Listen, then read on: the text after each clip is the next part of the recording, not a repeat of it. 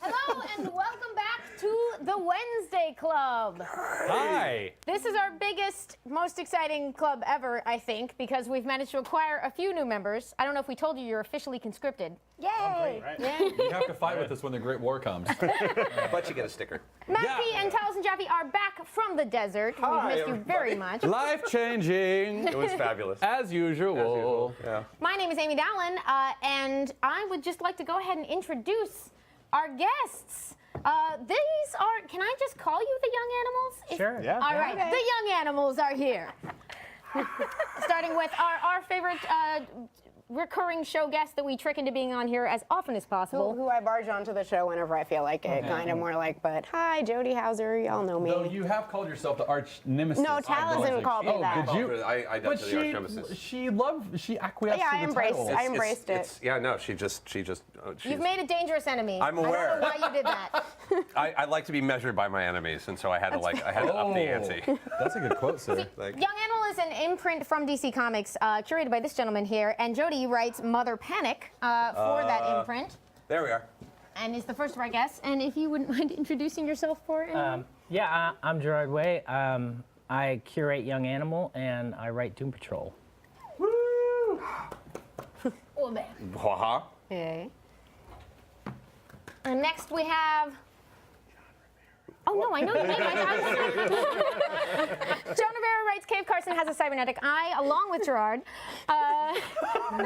We were giving you the opportunity to say hello to everybody. I was like whispering things. It's my name. Are you just going to whisper the entire show? about Axl I am. Yeah, I'm done for the next half an hour. I'm thinking about This it. cover of Sympathy for the Devil is just going to haunt us. Yes, John Rivera. I write. Cave Carson has a cybernetic eye. One of the great titles of the new That's era. honest, man. It's I can't amazing. take credit for that. I was the first fan of that title of that such book. a He good told me, and I was like, title. oh, whatever it is, I'm writing it. I'm doing it. When you hear the title, you're just like, well, I have to read it. What does this even mean? Like, that's the title of this? When I heard the title, I was like, can I write that one? And finally, rounding out our guest today. Hi, I'm Cecil Castellucci, and I write Shade the Changing Girl. Anyone who has been watching Roundtable, our alpha exclusive interview show, has already grown to know and love Cecil because she, along with Jody, were on several of those. I'm just assuming they love you already. I hope so. now I'm gonna be thinking about that. Aww. You're deeply loved. Tweet at Jody and tell her that she's amazing. Yes. We are very, very excited to have all of you here to talk about your books today. I guess you constitute nearly all of the Young Animal writers, right? Because one of the Allreds would count for Bug now. Right. Lee Allred, who's writing Bug, and that's all that's out yet. Yeah. We're working on some other ones, but there are some new young animal writers right now, but yeah, I can't say who those people Secret We're Animals. like the first wave. Yeah, we're wave one, yes. We're the Year original. Original. Reinforcements are coming. Starter pack. Starter pack. So we're going to talk about all of your books, about what Young Animal is, about what we're excited about and where it's going from here. And we're going to take some of your questions. I think Yes. Matt is going to be looking at Oh, I'm socials. looking at them right now. I'm looking at your questions, everybody. Who are you people? How did you survive the desert for a week? What's going on? What's a comic Actually, book? barely anyone has said anything about Burning Man. They're just Well, that's saying, good. they're That's saying good. Might welcome be back. slightly The less- distracted with our The best less they know, the possible. better. Though I will say, Queen Anita said Gerard Way is in My Chemical Romance. Yes, that is true. That is true. You heard it here first. I think there's a huge chunk, honestly, I think there's a huge chunk of our audience who knows what that is and what that means because we sent them to Wicked and Divine at this point and just went into the metadata.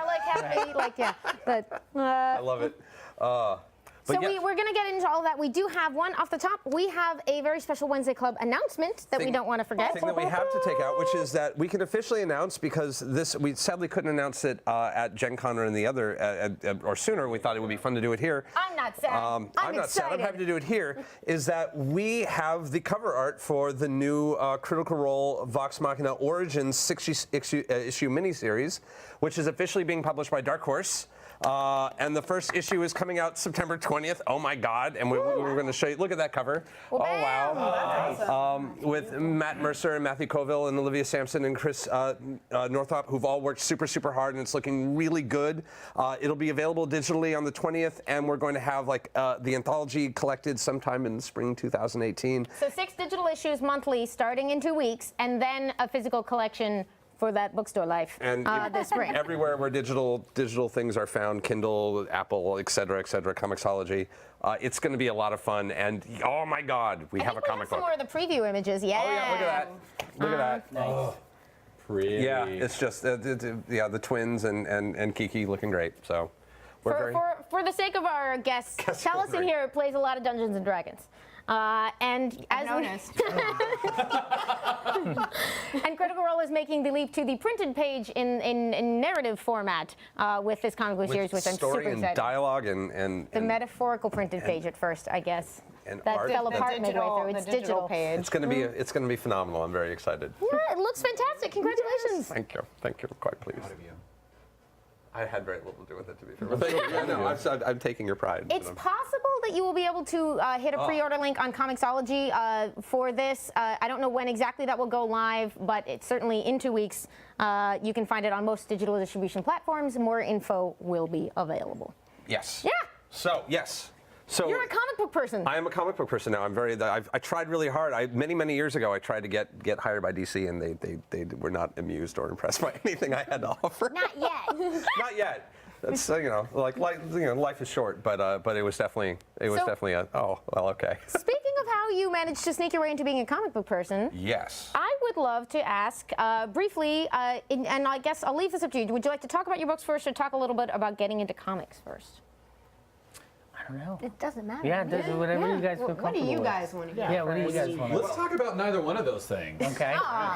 I'm just kidding. Well, actually, I mean, like, Let's talk about pirates, guys. Who's your favorite pirate? Finally. I've got a little Gerard story that I want to tell anyway, because I was it was like 2007 when Umbrella. I'm a big Umbrella Academy fan, and I became an Umbrella For Academy those of you who fan. don't know, it's a wonderful miniseries published by Dark Horse that Gerard Way that brought him to a lot of our attention as a writer for the first time. Oh yeah, no, thank you. That's right. We have to Wednesday Club this. I've never Wednesday Club this story, and I want to say that like immediately, my first reaction to buying it was purely sarcastic and ironic, which was this was the. Oh God, I guess I'm going to read this thing that some musician asshole decided he can write a comic book, and like as snarky and bullshit as you could possibly imagine. You know, I'm sure. And I picked it up, and the book genuinely changed my life. And even the themes in that book were almost seemed to be designed. And I don't know if you made this intentionally a book about how you relate to the world and like the irony of the sort of the irony and sarcasm of some of the characters and how they deal with their past and the way that they were raised. But I made a solemn promise to myself, because I actually walked away going, I almost denied myself this insane book because I was felt like it would be fun to be an asshole. Right. And that was when I finally swore off ever having a fucking opinion about anything I hadn't read before. Like that was the end of it, because that book, and then immediately the Killjoys, like it's just those books have just really like brought a lot of love to my life, and I just wanted to say thank you. And then your you're music, welcome. which I got into afterwards. Yeah, right on. Yeah, I'm meeting more people that have gotten into the music after, or just not at all, and they're just into the comics. Oh, and that's I'm cool into too. it all. Yeah, Like, yeah. I'm really into it all, and I was so excited to hear you were taking Doom Patrol, because that's a book that's so close to my heart. and Yeah, has me too. Such a, I mean. So let's just start there. Okay. Why Doom Patrol? It just, it was the first time I was ever exposed to group therapy was in the pages of a comic, or therapy in general. I had no idea what therapy was, and then I'm seeing this superhero team in group therapy, and it always seemed to be about, again, like where you fit in the world, like what's your, what's your place in the world? Like, what are you supposed to be doing? It was just, it dealt with a lot of issues that I felt were just really important, and I loved the characters, and there was nothing mainstream about them. No. At all. So they were, there was a few things that pulled me out of superhero comics, but they were like the main gateway to leading me into all different kinds of things that I would end up loving, Because you grew up reading comics. I did, yeah. I did grow up reading comics. I got published when I was 15. I wrote a comic. And then, yeah, I did, yeah. And then called On Raven's Wings. And then I went to art school. I used that to get into art school. And then after that, I was doing toy design. And then the band happened. And then I was like, all right, cool, I'll use this as a backdoor to get into comics again. So the secret to getting into comics is having like a hit band and tour the world a few times. And Jokingly, that's what I told a classroom of SVA students. Just have to figure out. Yeah. No, I saw it. Yeah. I'm gonna go start a punk band. BRB. But Which is the thing that I do want to jump on, because I was doing the math outside and I realized rock star, beautiful singing voice, and I was checking with John, also band. Yeah, I did bands in like high school and some college. Yeah, we What's played the a couple. music comics connection? I think it's just wanting to tell stories any way you can, and I think when you're a kid, it's like, what are the two things you can do? You can kind of draw and write comics. Right. You could, if maybe you're at the time, like in the late 90s and stuff, like not everyone had a like HD camera in their pocket. Yeah. So like if you maybe had access to like a camera or something, you can make a film. Mm-hmm. But music's another way to tell stories. And like, and our band, that's the thing, I handled a lot of like visual stuff. I got super into like designing the, you know, like the covers, and we did like fake Jack Chick comics, like that we passed out at shows, talking about how we were like the only path to salvation, and so it was fun. It was cool. So I got to like incorporate all the stuff that I loved into that anyway. So yeah, I think when you're younger, it's just, you know, you either make a movie, you make a comic, or you make a song, and that's, you know, that's how you find, you know, that's how you express yourself at that time, you know. Mm-hmm. I think Gerard and I had talked about once, like, about how there's something about writing comics, because you have this collaboration with people who, like, they each have their skill that they're good at, like the letterer, the colorist, the inker, the writer. And it's the same thing with a band. Everybody's got their different instrument that they're playing, and you have to figure out how to work together, because it's a real collaborative thing. Like, the closest thing that I've ever felt creatively to have that same spirit of being in a band is writing a comic book. Yeah. Like, and that's different than a film, because film is like, there's a lot more sort of moving pieces. Right. But you know, I think the thing about being in a band is that it feels really intimate and collaborative, and you're telling a story, and it's the same thing with a comic book. Yeah. Yeah. And you were a theater kid, so you took the playwright route. Yeah, I actually did do playwriting in high school and then in grad school, so. Yeah, it's like nerd band, I guess. I don't know.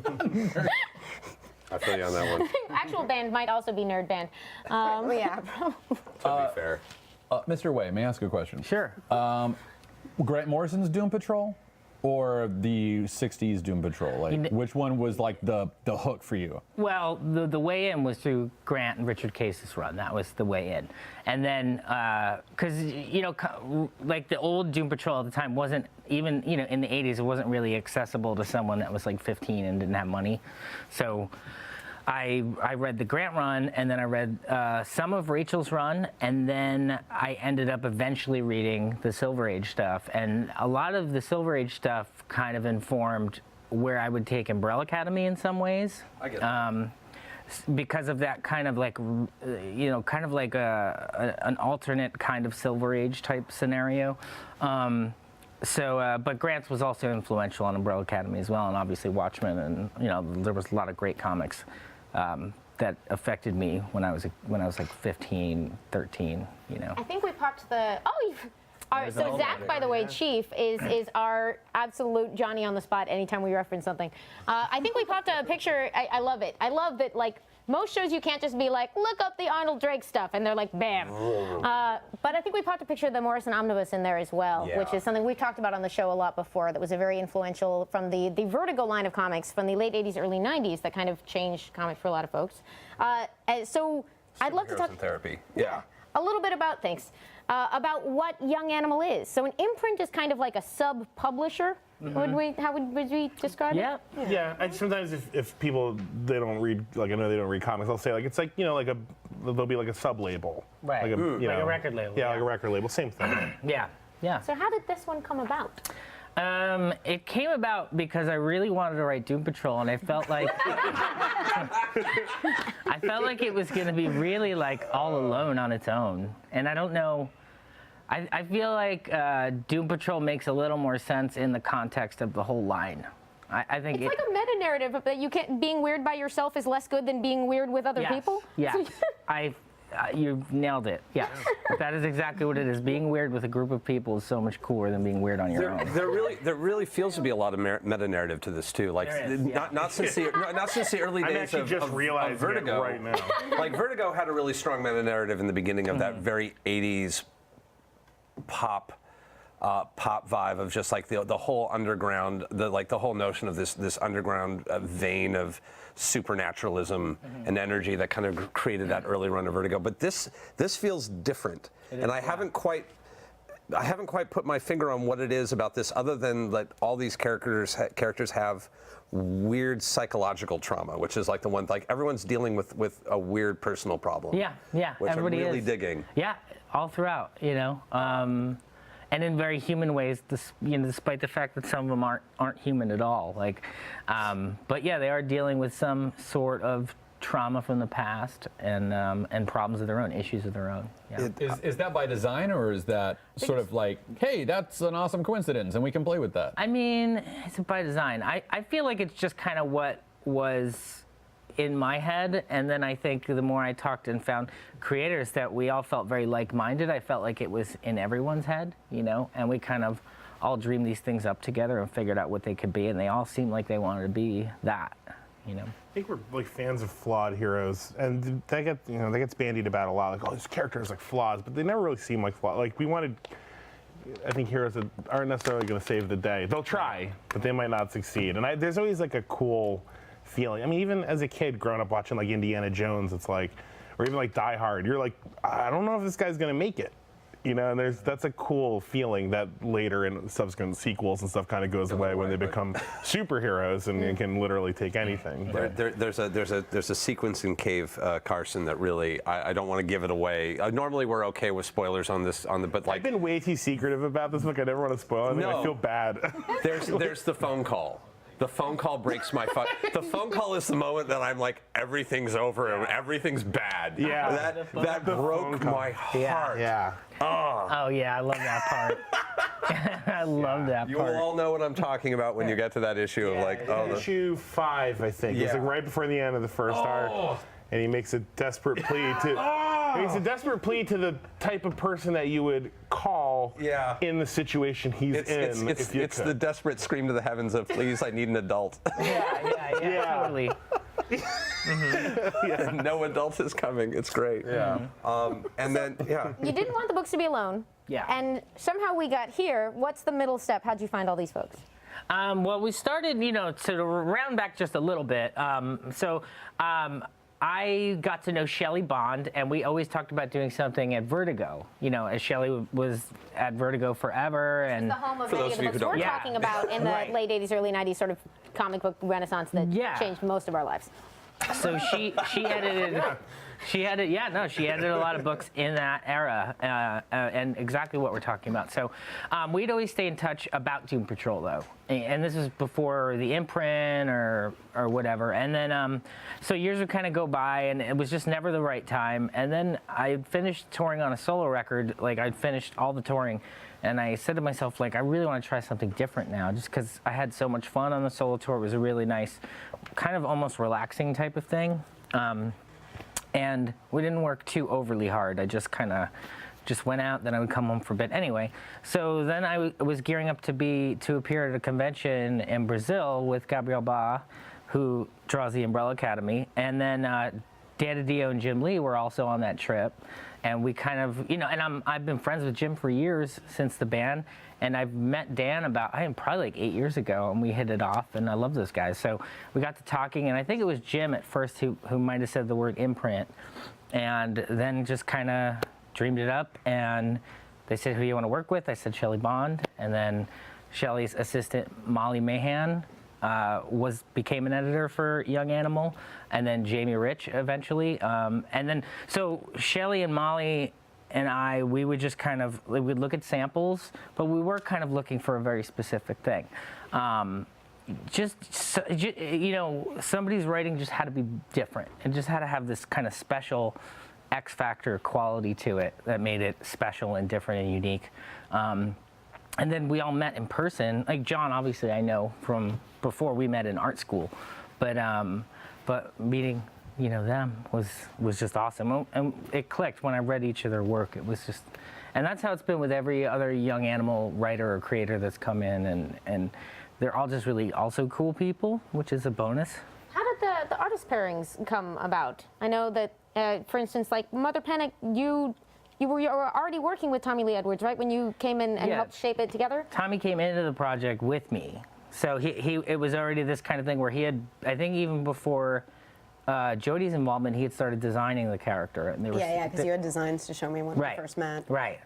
But then we needed a writer. Like, we needed somebody to, like, flesh this character out. And Jody came in and co-created the character with us and fleshed this out. And I think, Mother Panic is something that you're always going to see Jody as being the core writer of. But I think at times we're going to see maybe I'll pop and do an issue or something like that, just because it's a character that we all created and want to be a part of their life, So let's talk about who's Mother Panic? So Mother Panic is a brand new vigilante in Gotham, which is a city well known for its many, many, many vigilantes. For its completely calm and normal and safe life. Yes.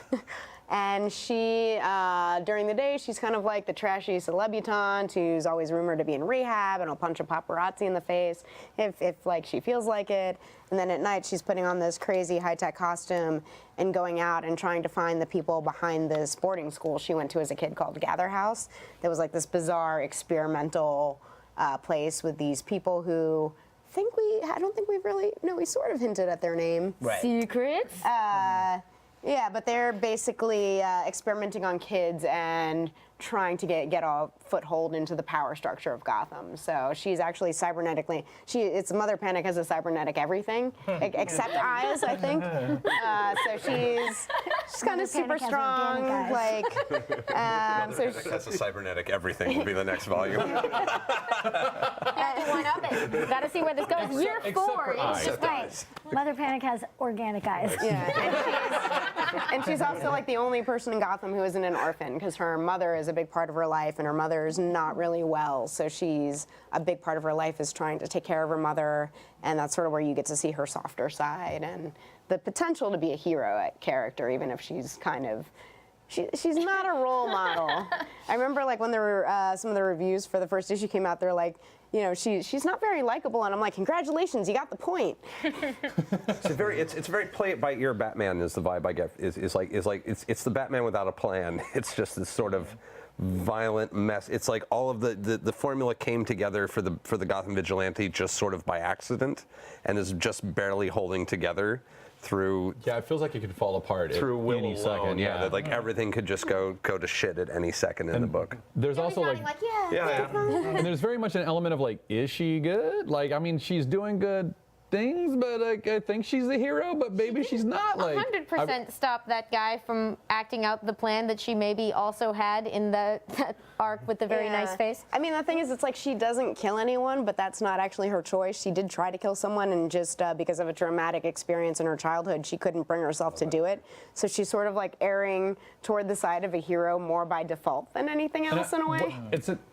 I love how you show that. Like, every time there's a chance that she could kill someone, like, you see the deer in the crosshairs, and you're like, oh no, she won't be able to do it. Oh, like, that's a really smart way to show that trauma and how it's like constantly repeated. I actually really like that a lot.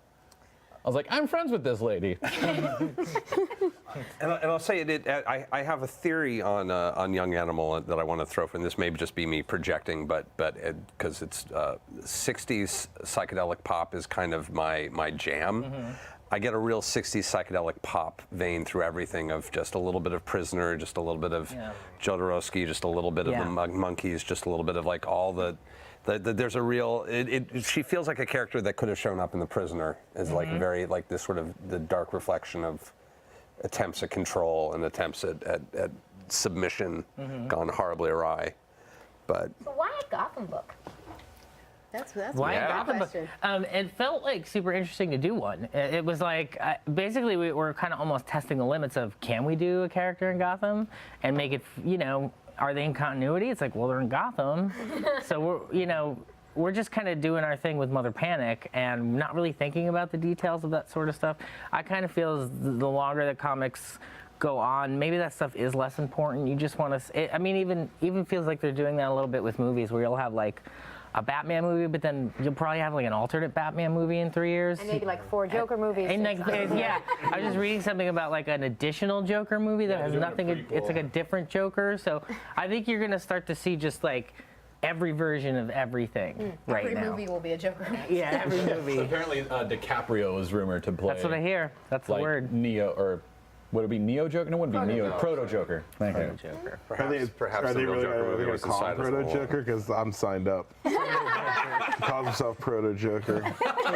So good, Oscar Award winner. So I think, I think really, like, Proto Joker. I think really like tightly knit continuities. I don't think there are things that really last. I think they're always getting changed and altered and broken and fixed and all things like that. And I think that's just because there's a lot of different stories people want to tell, and some of those stories have endings, and they lead you to dead ends if you keep going down them, and writers can't do that. They can't tread the same territory. If they've killed a character and they really need the character, they just make them come back. I mean, it just feels like it's easy breezy. But you're certainly Also- taking. Yeah. Oh, I was just going to say, it also feels like sometimes when you have like so many things that are interconnected, then you kind of screw yourself as like you can't tell a story anymore because you're bound by all of these other things that don't have anything to do with it. And like what I like about the way that we're in continuity or not is that we kind of just sort of can pick and choose what we want to be there or not to be there, and so it's like we have this sort of common knowledge of like, oh yeah, maybe that thing exists, but maybe it's not really, it's not really like, it doesn't have to be so stuffed with everything. Right. We've talked about that. Yeah, and I feel like at the end of the day, I feel like the good stuff counts. Like, what counts? It's like, well, what was your favorite story? And that's what really happened. I mean, that's kind of how I feel about all that stuff. So I think with the books, when we write them, I try to write them just assuming that the readers have not read a lot of DC comics. I just like to come from that, that viewpoint. Because Cave sort of lays everything out for you, where Doom Patrol sort of throws you in with a lot of the characters that you might remember, and they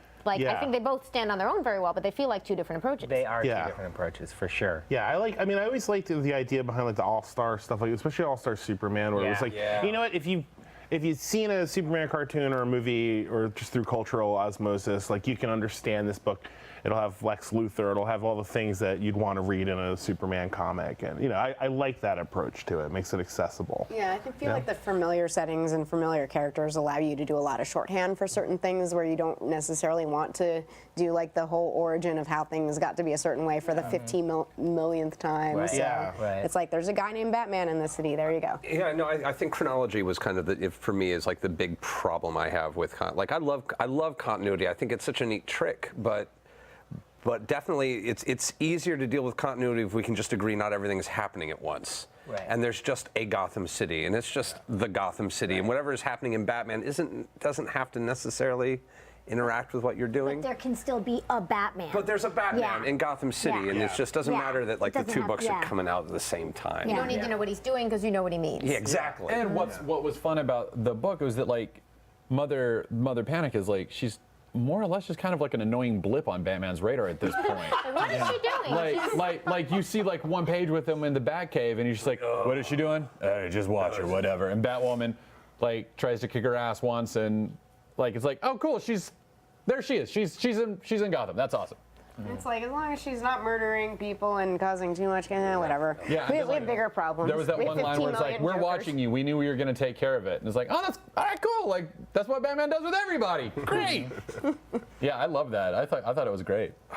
Oh, there's so much. I don't even know where to there's just so. So you're working with characters a lot of people. You're making up new ones and combining them with ones people might recognize. But I am curious because Cave Carson, these are real characters, but you have a very different burden in sort of like, have you met a lot of people who are like, I love Cave Carson the most? Maybe maybe at some shows. I think when we did North Carolina, one or two people came over and they said that they liked Cave Carson from his. First of all, that's amazing. Never heard of Cave Carson before this. I had never heard of him. I had never heard of Cave Carson full disclosure, I'd never heard of Cave Carson.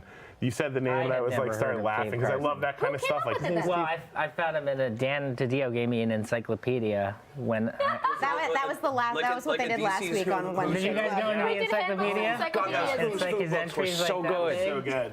I was like, this is That's the how I found Doom guy. Patrol back in the day, was a DC Who's Who. That crazy, Yeah, the Who's that Who. crazy Jane picture, I'm like, who is this? So after I Holy went shit. through the encyclopedia, I immediately, because I used to have a lot of those Who's Who's, I lost them over the years, so I immediately ordered a full set. So then I had that, and then I went through all those. So, but I saw Cave in the encyclopedia, and I said, this is the guy. What was the entry that His like name was grabbed? Cave Carson. That Like was that was enough. You're like alliterative name. And Cave. then, it's really his entry. Like, I felt like there was something amazing just sitting there. It's like, his name is Cave Carson. And then it talks about what he's good at. And it's like, yeah, he's pretty good at hand-to-hand. Yeah, like adventure guy stuff. Geologist, and he has a cybernetic eye. And that's like it. That's all it's And then they special throw the about it. cybernetic eye thing. What we saw was they were just like, oh, and he has a cybernetic eye. And we were like, what does he use that for? Because he's a spelunker. So Cave Carson, the original idea is Cave Carson's a spelunker, and him and his group, his team would like go on adventures under the earth. And this was like the late '60s, kind of the height of like adventure comics, like Challenges of the Unknown, it's science. Let's go to That's how space. Taliesin pitched it to me. He's like, you're gonna love it. It's Challenges to the Unknown. Yeah, I was like, and see, on board. I knew of Challengers, and I loved Challengers, and so once I started seeing those, I was like, oh, I know what kind of book this is, or what kind of character this was. And he never had his own series. He was in a couple like Brave and the Bold. They did a couple, and it just never. I mean, other people kind of He was like. in the Forgotten Heroes for a while. Yeah, he was like, come on, like he was in a group called the Forgotten Heroes, which is so like, guys, let's have a talk. Even in the book, You're his worth whole more vibe than is that. so back page. Like, he's a working dad. There was, when we were doing the Superman issue, they sent, because I was like, I want to go to that original issue and try to see if we can work at something cool, like I retell a part of that issue as the story that he tells. But when they met, it was one of those things where Superman was in trouble and someone went around collecting like all the Forgotten Heroes, and Cave didn't want to do anything. He was just like, leave me alone, which I loved, because the more we learned about this character, the more he lined up with what we had envisioned for the character. So it was great. Like, he's kind of like a jerk. Yeah, he didn't want to do anything. Lois had to have like a character with telekinesis, like a cartoon, like drag him through a wall and like bring him to go help her. And he's like, all right, I'll do this, and I'm leaving. I don't want it. Well, then I'm out. Yeah. The Forgotten I mean, Heroes. he still did it, but he was. man. There's and the then, team. oh man. Is that Thank you, Cave Zach. Carson with the helmet? That's Oh him. my God, Yeah, he it's is- him. He is Dig Dug. Holy cow. He's Dig Dug. Yeah. He looks like a Nintendo, like a yeah. Angel and the Ape. Dolphin. Dolphin. Oh my God. Oh, It's not Angel and the Ape. It's no, it's Dolphin and oh God, I couldn't see. Like, Ben. must, yeah. There was a second story where they get a whole team together to help Superman. It was all those guys, right? The Forgotten Heroes. And so they get Cave Carson, and then the next issue is they go to help Superman. I read the whole thing. I had to read it 3 times. They forgot to put Cave in the second issue. I swear to God. I kept looking, and it was like, maybe he's like helping, like, maybe he's with this team. Because it was one of those things like, okay, you guys go get the orb, and you guys flip the switch, and we'll go like blah, blah, blah. And so I read it, and I was like trying to, getting ready to write the issue, and I'm like, where the fuck? Like, where did Cave go? They had a whole story with him coming, and then they were just like, I don't know, okay. He was like, you know what? He went to Screw you get guys. coffee. what happened? Yeah. I don't know what happened to him. I don't know. You could make it up. In a future issue of Cave Carson It's as a cybernetic. like a one shot where he's at the. He's got coffee. They're taking forever. And he's just like, God, hurry up. Everyone go. I gotta save Superman. He's like, where's everybody? So, but I got muffins. so we ended up having to come up with kind of like a new first story where they met, because I don't even think they were in the same room I together. love that he's a guy with a kind of okay Superman story. That's like basically his claim to what's fame. great. Yeah, because Cave is a guy. So the way we approached it when we had our first conversations, we're like, this is a guy who was a kind of an adventurer. He kind of became like a little bit of a deal, maybe like 60s or 70s. And then it never really worked out for him, just like in real life. And so he just kind of like he met somebody cool. He settled down. He's like, let me do something else. He had a kid. He tried to make like a series of films with his family as adventurers, with his then like 8-year-old daughter. She didn't want to do any of it. She got eaten by a giant worm, and she was like, that's it. He was totally negligent, and so he just went and kind of got a job working for the people he was working for original where he got the Mighty Mole. That's part of Cave's thing. He was like working on Mighty Mole and he stole it. Mighty which Mole. we thought was so cool. Yeah, Like this dude, and that was like one of those little things where you're like, there's something to this character. He's not just kind of like a science man, like rip-off character. Like he's got some personality to him that was already laid down. So, and we loved there was kind of a like a Zizou vibe to the team with the red and white uniforms that you saw up there. Well, that's kind of cool. And we're talking about that and a little bit of Life Aquatic, like Bill Murray's character in Life Aquatic. And I think some of that, like rubbed off a little bit. He's just kind of gruff and he's kind of seen it all. But it's cool because then now Chloe's with him and she's seeing a lot of stuff for the first time. He's got that weird best gun-toting friend. Best friends with Wild Dog, and that was my question. Like, how did Wild Dog get it? Like Challenges of the Unknown. Also, Wild Dog. He wears a hockey mask and he shoots guns. Like it was one of those things when I was originally working on the very core idea. I was like, this guy, and then like, okay, maybe he has a daughter. Okay, that's cool. And she's like an adventurer too, and then Wild Dog, and then because I love Wild Dog. I love Wild Dog. Dude in a hockey mask is always. I know very little about Wild Dog, and I love Wild Dog. Yeah, they were both kind of like conspiracy. Or what you were saying? Oh yeah, we found that they were both kind of like conspiracy guys. Our theory is that they kind of met in like a chat room. So this is not in continuity yet. We have not, but like that's kind of like it should be. Totally should be. I want to see them meeting now. And I love like the slight the left wing, right wing kind of interplay between them is so Wild Dog's funny. like a libertarian. Yeah, he's like a carditarian his whole Democrat. comment about the grenade launcher made me laugh so hard. I burst out laughing in my tent when I was reading it. Congressman? Yeah, it's just like, do you have any idea how hard it is to get a grenade launcher? Think about how hard it is for me to get a grenade launcher next time you vote. Yeah, So you're in this situation. I'm thinking about it. Believe me. He's just mowing people down. Wild Dog's not like he's got to make it work. I think he probably he gets money from the terrorist networks. He could that kind of thing. They always do that with vigilantes. Sure. But again, a grenade launch is kind of like a big deal. That's a big deal. And he just can't. easy to do. Yeah, he doesn't have like a guy working with him. He's wearing a hockey mask, Yeah. for God's sakes. Yeah, he's a little low rent, and that's what we like about Wild Dog. So, can I ask a selfish question? Are you guys fans of Venture Brothers? Does that because that's For sure. Love Venture yeah. Brothers. like that's my favorite vibe in there. show of Yeah. all time. So like within 3 pages of this book, I was like, well, this will be my favorite book of all time. Yeah, and it's funny because I didn't want to talk a lot about the Venture Brothers influence because Venture Brothers is still more like satire. But what's great about Very much, Venture yeah. Brothers It's is satiring it the starts same as DNA. satire, but then it becomes its own thing. It's not.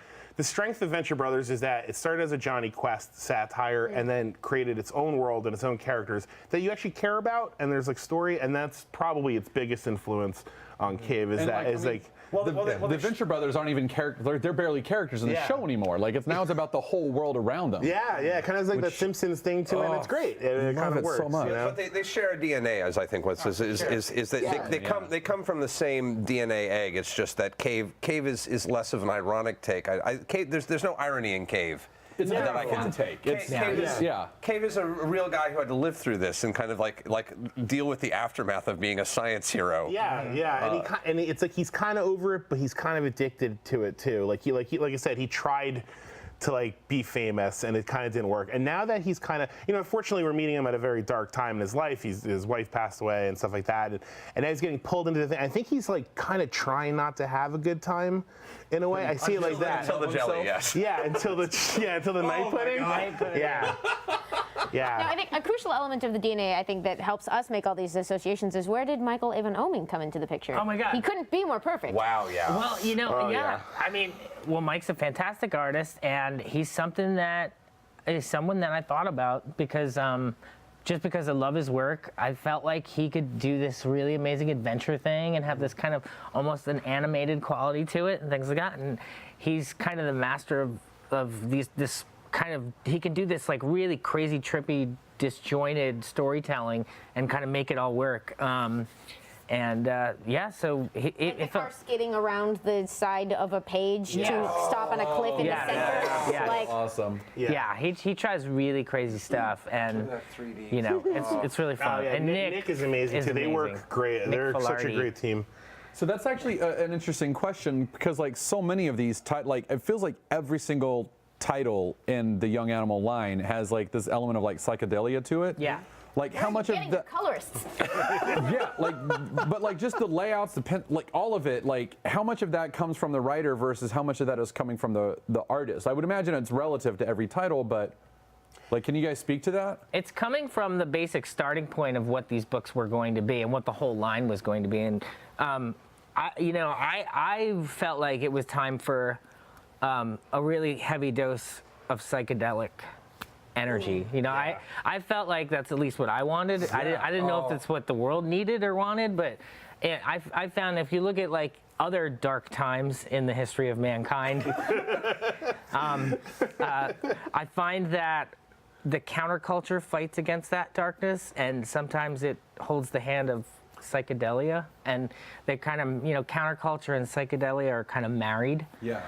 So that really all started kind of from, in some ways, the beginning. Well, Cave a lot, and actually all of them. Like we. You can't have madness and have it be boring. Yeah. I mean, like it's like yeah. Speaking of psychedelia, Like I know that Marley did a color palette thing for Kelly. Like she sort of set Marley's up the sort artist, of and she's the changing girl, and Kelly Zuccoon, Fitzpatrick is the colorist, and so they had kind of a conversation. And then another thing that Marley and I did that Kelly was in on as well was that we started a secret Pinterest, so that we started to have like when we were starting the book Shade the Changing Girl, we had a visual vocabulary that we could sort of agree upon, like what sort of madness might look like, or what any image that we saw that might feel or look like madness. And so I think a lot of that sort of sprang from there, and I think Marley sort of came up with a sort of a color dictionary or something that then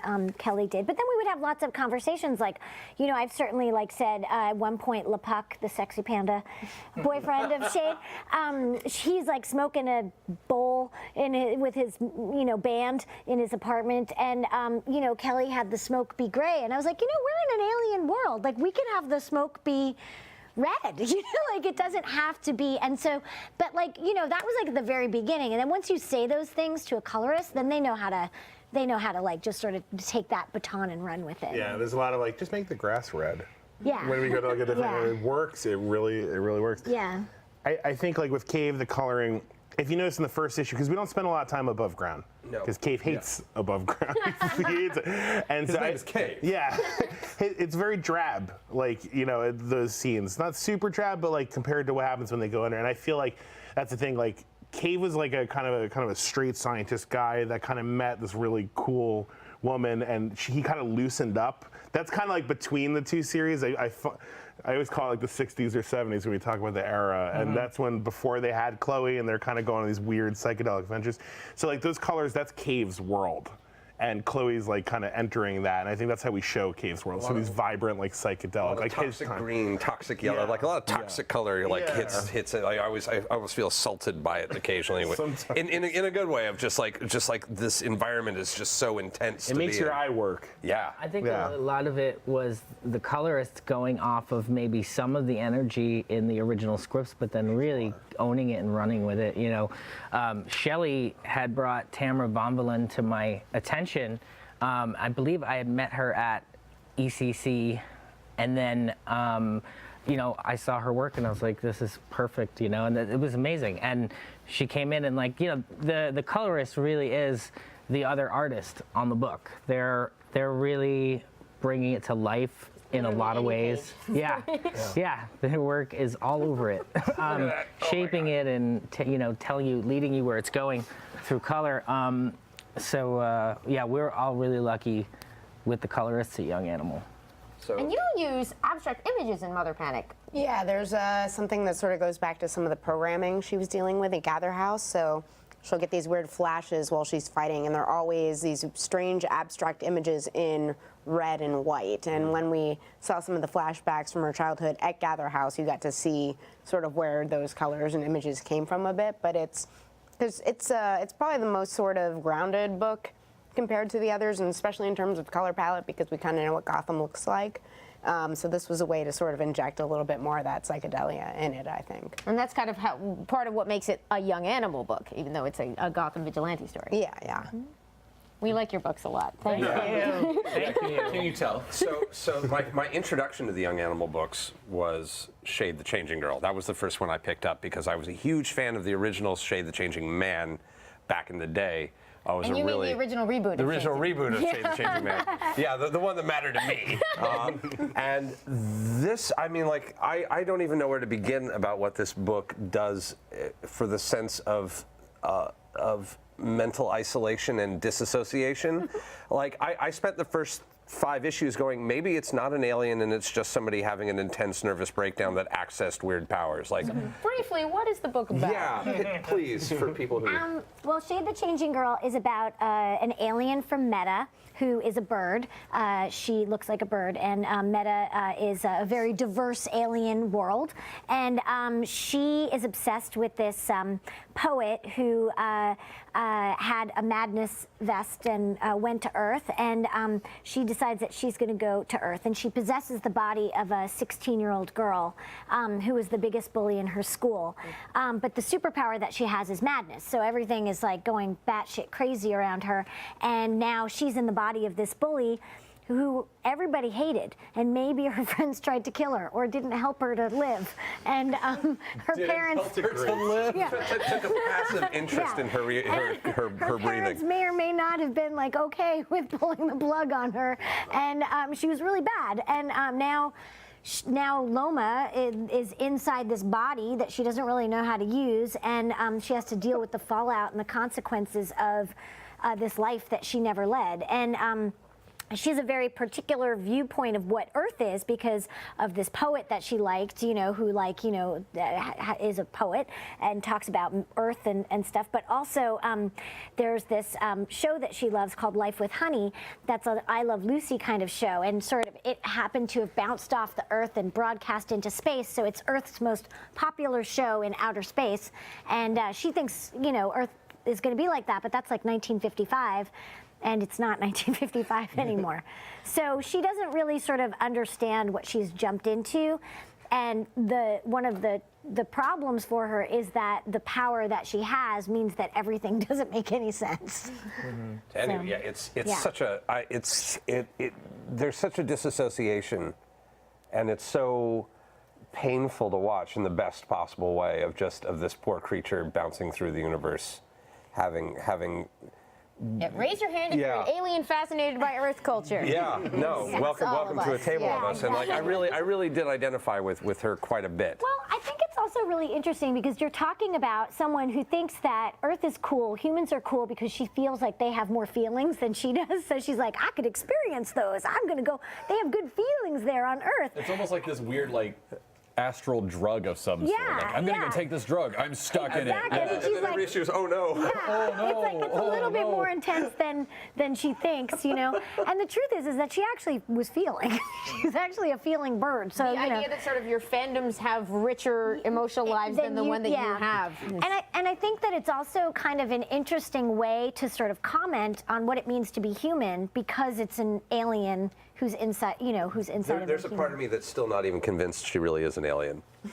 Like, there's a part of me that's She's an still. alien. No, it's in my head. You heard it here first. It's in my head though. Like in my head, I'm like, it's like, how much of this is just crazy? You know what? You can read it however you want. That's the beauty of books. Oh, I'm aware she's really an alien, but like, part of me is just like, eventually, like, you're just gonna pull the plug on the whole thing. Very like, again, I watched The Holy Mountain this morning to prepare for this episode, and just go, the mountain isn't real. Go back to your life. I'm like, no. All of these books are a dream you are having, specifically. No. Just wake up. Whack. Don't wake up. Yeah, We I like mean, them. a lot of stuff happens, keep it but you know, I mean, here's what we can say: she is not an, she is a human now, Yes. right? She is. She's. Bless her heart, she's trying. She's trying really hard. That band, when she goes to see the band, that was such a. I mean, like the disappointment with reality was. I mean, like so many of these issues like make me cry a little bit just from like. I'm sorry, I've but been there. thanks. No, I love a good cry. It's Yeah, I mean, well, it's funny what you were saying before about like the monkeys, right? Because I mean, the sonic booms, that's sort of like the, you know, the Monkees, the Beatles, like whatever. That it was sort of taken from that kind of that era, and like and that was like another commentary on sort of fandom and like how, you know, it's like when she goes to this show.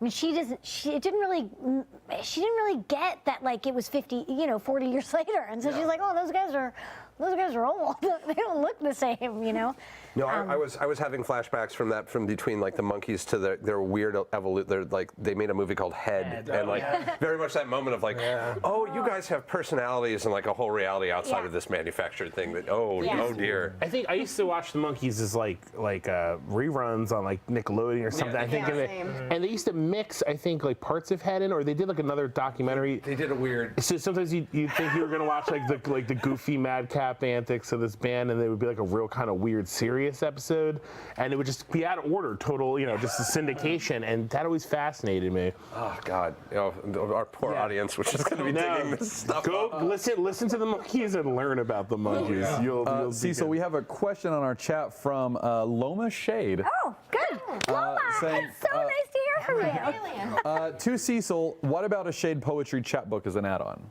Oh. Which I actually wanted to ask that, because like so much of the poetry in there was like, this is real. I actually really enjoy this poetry too. So I wanted to ask you about that. But That's one of my favorite parts of the series too, is the poetry of the whole thing. Yeah. well, and like the poetry gives it history and gives like, she's like loves this poet, and she's trying to kind of almost copy his life and walk in his footsteps. It's the same as like, I love Jack Kerouac, I'm gonna go hitchhike across America. Oh, this is very different from what he did, but I still love his poetry. So it feels very similar to something like that. When you quote someone, like when someone is like, or like everything that we love, like it becomes sort of the fabric of who we are, like as we grow older, and it's like all of those things that you always sort of like are pulling from. And so for me, that's what the poetry is. For her, it's like Rackshade has a poem for every single thing that she's encountering on Earth, and like a phrase, it's like a line that she can kind of pull from. I like that idea though A little bit of alien Dorothy Parker, chapbook. just sort of. I like that idea too. Yeah. Congratulations, Loma Shade. You just assured a poetry book. There's definitely something there. I don't know what it would be, but Something's there. There may be a really cool place for it. yeah. But there is something to be said for, like, it's really cool to have a character who's quoting someone from her home world, like this alien thing. She's got this idol that she like. Just the thought there's an alien society that has their own idols, and that humanity's not the only one that like idolizes celebrity and stuff like that. Like I thought that was really a really cool element to that book. Thank you. Really liked it a lot. And I also feel like with the poetry stuff, I feel like to be human is to be a poem. Like we are all poems ourselves in our own lives. And so I feel like that just sort of sums up what it means to be human. And so putting poetry with Shade as she moves through this world that she's trying to understand, or this being that she's trying to understand, and I don't just mean being, but I mean being, it was a natural sort of fit. Were there any poets in particular that you were absorbing for this notion, or was this just all you being just me and my psychedelic- angst. Wait, so you I will come back to this. You've all made fantastic Spotify playlists for your book. Yeah. Which we should. Oh yes. Oh man, now I'm gonna have to go read all of them again. Oh, But if you had like an extended, like an equivalent Spotify playlist for like poetry or literary works or comics or music that inspired these books, like do you have any names off the top of your head? Going to his question of, are there particular poets who you draw from on that? Who's on your general culture playlist? I would say book-wise, Walter Tevis's, and it's also a film, but The Man Who Fell to Earth. It's a book and a film, and I think we talked about that when Shade originally, when I was starting. Yeah, it was one of the first things. That is like, so I feel like that sort of existential loneliness and disconnect from the world. Like, in the movie you see that he's got aspirin, but there's not real words on it and stuff. That was like a real touchstone. Yeah. Nice. Anybody else have off the top of your head? Go ahead. No, go ahead. For Mother Panic, especially for the stuff in her past, the anime Shoujo Kakume Utena, which was on my Signal Boost, was actually a huge influence, and I've listened to those soundtracks like so much while writing, because it's just like the weirdness and it's like a world built on fairy tale tropes and surreal chanting in the music. Yeah, love it. and just because there was sort of that weird, almost cult-like behavior at Gather House, and just that still influences her and feeds into her, as an adult. That's something that I've definitely like it actually influenced me more than I even realized, because there's a school or a school building that burns down in that series. So. Oh man, it's been a while. I gotta dive back. I'm also supposed to mention really quickly that we are doing our 5-minute challenge at the end of the episode, just like always. Now that we're back. And back on a relatively normal Wednesday.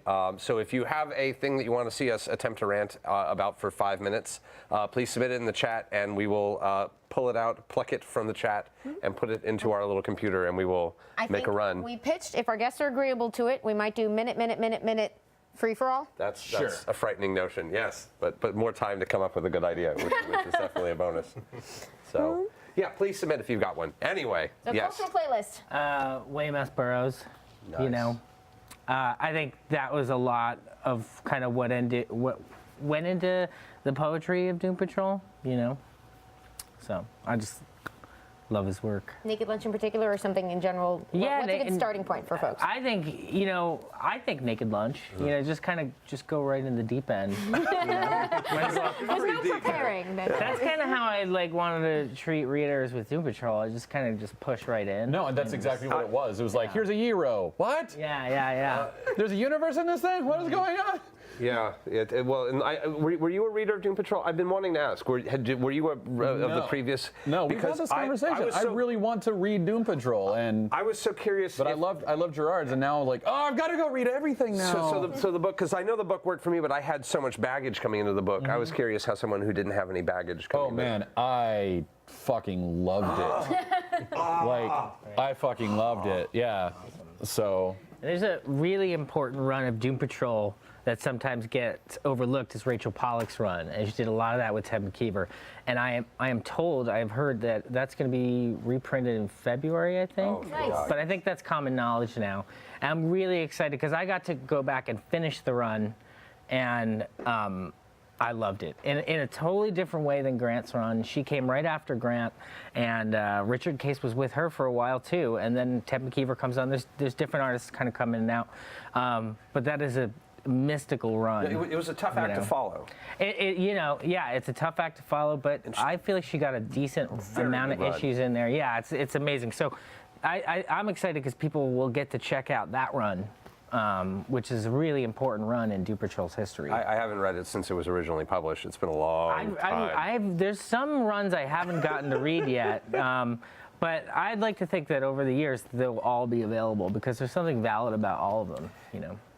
It's hard to quantify to people what it is about this book, other than it is the superhero team I went to high school with. Yeah. Like it's just all of this weird, sad damage of the people I loved in high school, of like just all of these really fabulous, talented, broken messes. I kind of feel like it's just like I had said this at a signing a week ago. It's like a kind of a group of people that gets together for a party in Manhattan or something, and they all kind of forget to go home, and like the sun comes up and they just go to work, and then they do it again at night, and they never go to sleep. And I kind of feel a little bit that's some of the energy I'm trying to put into Doom Patrol. I feel like you just described Burning Man. Yeah.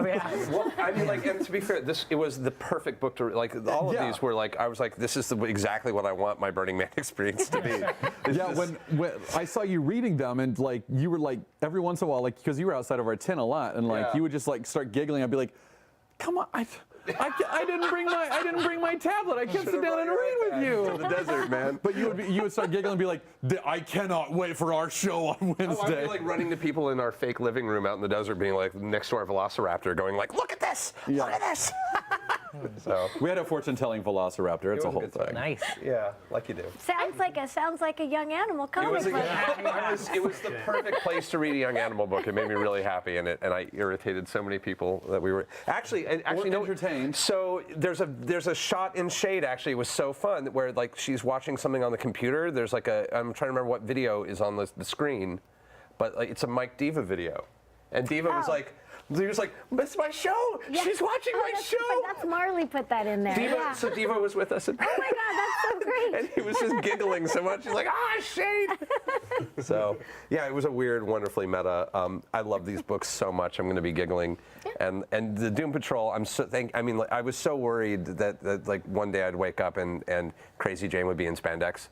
Oh yeah. If you know what I mean. Oh, in this one? No, not in yours, but like someday. Oh, eventually. Somehow. And you know what? She probably will. She probably will. And that'll I'll be okay. somebody else's vision be okay for with it. And maybe you'll be okay with it because maybe you, by then, maybe you've had, maybe we'll make tights weird again. It'll somehow maybe it'll be we'll all great. have tights next year. Yeah. And it'll be weirder than other people in tights. She'll have a new personality that will be really into tights. We've seen a little bit of the like trying to force them into flashback versions of themselves. What led to the one shot with the Allreds? That was a story that I had really just been wanting to tell, and you know, it was like the perfect point to have Mike Allred and Laura Allred come in and just kind of do this thing. And I wanted it to progress the story, but at the same time, I was like, I didn't even really realize I was doing it, but I was kind of making a commentary in some ways about how like toxic the Silver Age also was. Yeah. But it was still a modern Silver Age story, but it definitely, I think at times at least, addressed some of the toxic things in there, like the science gone mad and the reckless behavior. That character, I'm blanking on his name because my brain is. chief? Yeah, the chief is. I mean, like Calder. Niles is such a sad, broken. Yeah. He's so desperate to be an authority, and so like he's such a desire to be respected, and and watching you break him with a ball peen hammer was so. It's a fun issue. Yeah. I've been waiting a decade for it. I kind of want to write more of those. Oh, I love your love one-page Niles. things like what's yeah. happening with Niles Calder. Oh, Like just the pacing of the book, the structure of it. Like it'd be like, this is fun. he wants to be a DM, and he's so bad at it. Yeah, he is bad at He's it. the worst dungeon master He's ever. like incredibly bad at it. You know, catastrophically bad. It's So so. you sat down to be like, I'm gonna do Doom Patrol, and you hit on all of these like standalone stories and like interesting backup coloring pages. Like how did you answer these questions of like, what will you do with Doom Patrol? How did I answer those questions of what I would do with it? It just I spent a lot of time like thinking and taking handwritten notes, like Is this months. the exact book you'd been planning for 20 years, or is it a surprise? I think it's better because it grew as I changed and grew as a person. It kind of grew with me. One of the things I made sure I wanted to do, even though I had written an issue, or not an issue, I'd written about 6-7 pages of Doom Patrol script that would become this, that has different characters. And I'm glad I didn't write that one because it was a very cynical version, and this I feel is the opposite of that. I would And say so so. this is the version that reflects who I am now as a writer. I was surprised and delighted. Can we talk about Casey? Yeah, sure. Man, I was Usually- right there. I was right there. Yeah. Space case. When I Wow. show up for weird stuff, I'm used to sort of bracing myself for cynicism at the same time because it's so common for outsiders to see through the bullshit of the world that you get a lot of sort of disenchantment. So it was sort of this amazing surprise to first jump into your book and be like, oh, this is not that. Yeah. Why? You know, because again, along with the psychedelia, I feel like it was a note that people needed to hear. Like I felt like it was missing, you know. There's like a lack of cynicism, Yeah. lack of like smarmy. That makes me so People happy. needed to That's hear. what they needed to hear. I love it. He's dead. No, it's the Doom Patrol that we need. I'm really like it. Really makes me happy. No, and Space Case is such a great addition to the canon. Everything you've done with Danny, and that's the with important Danny thing. Hayden. It may not be what you want, It's what but we it's need. what you need. It is. Because I know that what we had a need. big event happen today in issue 8 Excited that I'm because I sure took we're it going home, to but I get haven't read questions it yet. about. But I would keep in I mind. love the lotion cover. The lotion cover's right There, it's there. right Well, if you really like lotion, it's a big issue. I love for lotion. So, Lotion the cat is my jam. but you know, I would keep that in mind when you read Doom Patrol. It is, you know, may not be what you want, but it could be what you need. I will admit, and I know that your answer is going to be no comment, but man, I have been waiting patiently for the return of the Brotherhood of Dada. Oh yeah. For so. Yeah. The quiz was like I have such a love and affection for the quiz. Yeah. And man, I was writing fanfic about some of those about Sleepwalker. Like it's bad. And in a lot of ways, this Doom Patrol is a fan fiction. I get it. You know, I think a lot of comics are fan fiction, even the published ones. For good or ill. Because yeah, you'll even see letters written by the author that would eventually take over the comic. Would write a letter to the comic complaining about something 20 years ago. Yeah. And then You there's see that with like Doctor Who's, right? Oh, yeah. Like Capaldi, right? David Yeah. Tennant, huge. Yeah. And Stephen Moffat. We're several generations in now, so it's you have people that have grown up with these characters. you know. Weird echoing conversation, and all. I mean, like I kind of want to find. Are they going to reprint any of the classic Cave Carson? I think there was like some kind of talk for like a minute. I'm not sure what they're going to do with those because it's like more like stories spread throughout several different series.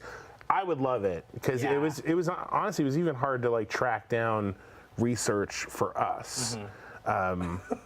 We have to make a lot of it up. And that's the thing, is I'm always looking for it, because I want to mine a little more from his past now, and Well done. I see what you did there. the puns. I love writing Hope You Dig It I on remember books. when we had started on it, and I had said something like, "We need a Cave Carson expert." I was like, "There's got to be someone on the internet that knows everything about Cave Carson." And then I don't think we could find it. To be fair, they're way underground. Yeah, exactly. Get out. Get out. Fuck you. Yeah, we're definitely mentioned needing an expert. Yes, I am. Yeah. John, did you have an answer to the cultural playlist? Yeah, I did. Book I film? have a great one. You know, like honestly, by proxy stuff like H.G. Wells. Like not like don't go out and start. I mean, well, please do read H.G. Wells. Yeah, that's great. Don't not go. Yeah, please read everything and stuff like that. Or Michael Crichton. Those are kind of like science. But you know, H.G. Wells. It's funny because like his writing influenced a lot of stuff. I think probably because the movie rights were cheap. And like the '70s, like Amicus, and like if you've heard of like what are Hammer Horror? Yeah. So their contemporaries were Amicus. They were two studios churning out all those Peter Cushing vampire but they did a lot of great stuff too, like The People Time Forgot, The Land That Time Forgot. We were talking about Quatermass a couple weeks ago. Quatermass in the is Pit. great. There's I want to say it's called like something for the center of the earth. Yeah, it was like all those like kind of adventure things from the 60s and 70s. That influenced a lot of the look of Cave and a lot of the kind of vibe. And then like as we spoke before a little bit, like the Wes Anderson, like stuff, Venture Brothers, but like Johnny Quest, like that kind of stuff. Yeah, those are Tintin was always that was one of the first comics I ever read, and I love that sense of adventure. So it's something that I keep, and as with everything I do, I always love stuff like Tank Girl was like that's my number one. jam. Yeah. So This always is trying to throw. actually my next thing. Your ways in. So we got Tintin and we got Tank Girl. Like, do it. what were the things that got you into comics? Did you want? Yeah. I had an older friend. Like it's like 3 years older, but when you're like 8 and someone's 11, it's like the coolest person. Yeah. So his name was Brian Medina, and he got me into like the Punisher and like X-Men and stuff like that. And then so superheroes, Ninja Turtles. I love the cartoon because I was little, but when we were on vacation in Florida, my dad bought me the original like collections of the original comics, Sure. and I was like, yeah, no, I'll take this because way darker than the cartoons. And things like, I told a story, I think a couple months ago, something where, you know, my library had two comics. It had Kraven's Last Hunt and had Mouse. So I read Kraven's Last Hunt first. It was fun, superhero, great story. But Mouse, you know, I read when I was about like 10, and I think it helped form a healthy opinion of comics that they could really be anything. And then once I was like 13, 14, like teenager, like kind of not growing out of superhero comics, but maybe reading less. I had a great woman who ran our local comic store, and she would sometimes get stuff that she thought we would like and wouldn't really pressure us to get it. She got me Flex Mentallo by Grant Morrison and Frank Whiteley. And that was pretty much the end. I think that year I got into Tank Girl because of the movie, and then Kill Your Boyfriend and Flex Mentallo. Those three, all other aspirations went out the door. And I was like, comics are real. I liked drawing them, but I was like, whoa, they're really cool. This is pretty geek culture. Oh, no, I feel like Kill Your Boyfriend would fit really well into Young Animal in this day and age. Like I feel like that would be. I feel like it would sit well with this. I came very close to Kill Your Boyfriend reference regarding Chloe's jerk boyfriend from the first 2 issues. But yeah, I think that's what set me on my path. That's when I decided, you know what? I was like 16. I'm like, maybe art school. I met Gerard, and that's literally how I got into comics. So, For me, I liked Batman, you know, because I was watching Adam West when I was little, and so my parents saw that Batman was my boyfriend, and so they got me this this omnibus of 1940s Batman and Supermans, and so that was like one of the first things that I was reading, and then we're French, so Tintin, Asterix, Lucky Luke, all that, and then I had a little brother, and I always considered my little brother's bookshelf was like the extension of my bookshelf, you know, and so he had a pull list, and so I read a lot of stuff, but then. So comics were always like a part of my life and my growing up, and you know, and just fell more and more in love with them. And then when I got to college, I was in Montreal, and Drawn and Quarterly was starting up, and I worked at a co-op, a vegetarian co-op cafe. And where I was the waitress, and we would have these bande dessinées en direct, which were live comic jams. And we would have people come to the cafe, and I would be the waitress, and it would be like Seth and Julie Doucette and like everybody that you can think of from that time in Drawn and Quarterly. And I'm blanking on everyone's name right now. And they'd all be there.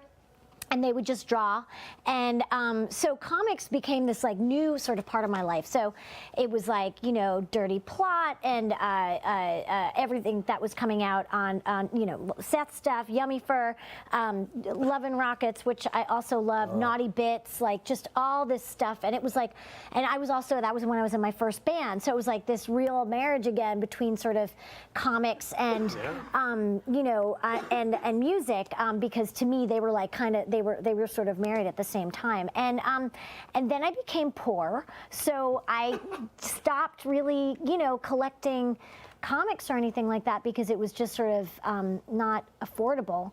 But I knew that it was always something that I wanted to do and that I wanted to write. So I write young adult novels as well besides comic books, and I wrote a book called Boy Proof about a girl who's obsessed with Vertigo comics and post-apocalyptic science fiction film. And Shelley had read that book. But before that, what had happened was that one day I bought Ed Brubaker's The Dead Enders. And I looked at it and I was like, because I really wanted to write young adult fiction. And I was like, oh, The Dead Enders, this is the vibe that I want to do. I want to do a book like this. That's what I want to do.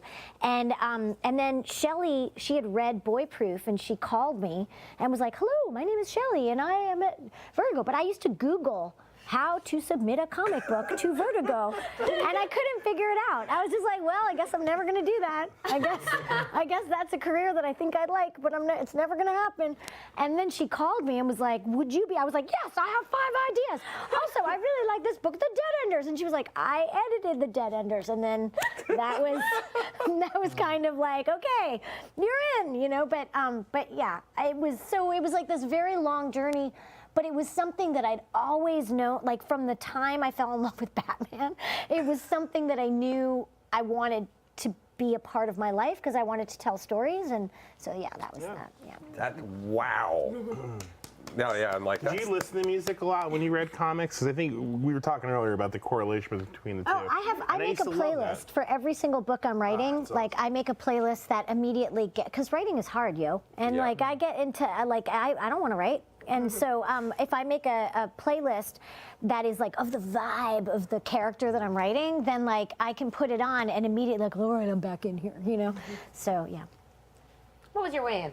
So funny enough, exactly 25 years ago today, they aired On Leather Wings in prime time. Yes, they did. Technically, the premiere of Batman the Animated Series was 25 years ago yesterday, but I missed that it was on Saturday morning because they were advertising about the big prime time premiere. So I watched that, and I'd been a fan of Batman 66 too. But at this point, I think I was like looking for something like darker and more serious. So I was like, oh, I have a new Batman. This is my new Batman. So I ended up getting the Batman Adventures comic, which was the tie-in for the animated series. And the first issue I bought because it had, I bought because it had Batgirl on the cover, and she wasn't in the animated series yet. And they actually scribbled out Batman's name and wrote Batgirl. And I loved her from Batman '66, and since she wasn't in the cartoon, I'm like, well, I'm gonna get this and read it. Was and they, that Yes. Batman Adventures number 12? Yep, which I The cannot. first appearance of Harley Quinn? The first comic appearance of Harley First Quinn, which appearance is of- why I can't afford to replace my childhood copy, because they sell for like thousands of dollars now. But yeah, and it's funny because they did bring her into the animated series later on with a totally different origin story, because this issue had the classic origin story where she's like, I'm going to a costume party, I'm going to dress up like Batman. Oh no, crime's happening. I'm really going to be a hero now. Except in this version, crime was Poison Ivy and Harley Quinn, and then Catwoman shows up, so it was like, we're going to throw all the female characters who were awesome into this one issue. So, so then I started buying it more regularly, and a couple of months after that, Mad Love came out, which was an Eisner-winning one-shot that was the origin story of Harley Quinn, which is super, super. Oh yeah, there's that issue. Yeah. And that was sort of the issue that showed me how deep comic book storytelling could go, because it's just like a really tragic, awful. heavy. Yeah, I mean, she almost dies in that issue, and it's. Yeah, that was, I'm like, comics are cool. So then I just kept reading. I worked in a comic book store in college, and then like later on I did their website. And then when I moved out to LA, because I'd gotten my MFA in creative writing with a focus on screenwriting, I started doing webcomics because, you know, everyone out here is writing screenplays and stuff. So I wanted to have something online I could just point people to that I was updating regularly and be like, look, I'm writing things, I have a work ethic, yay.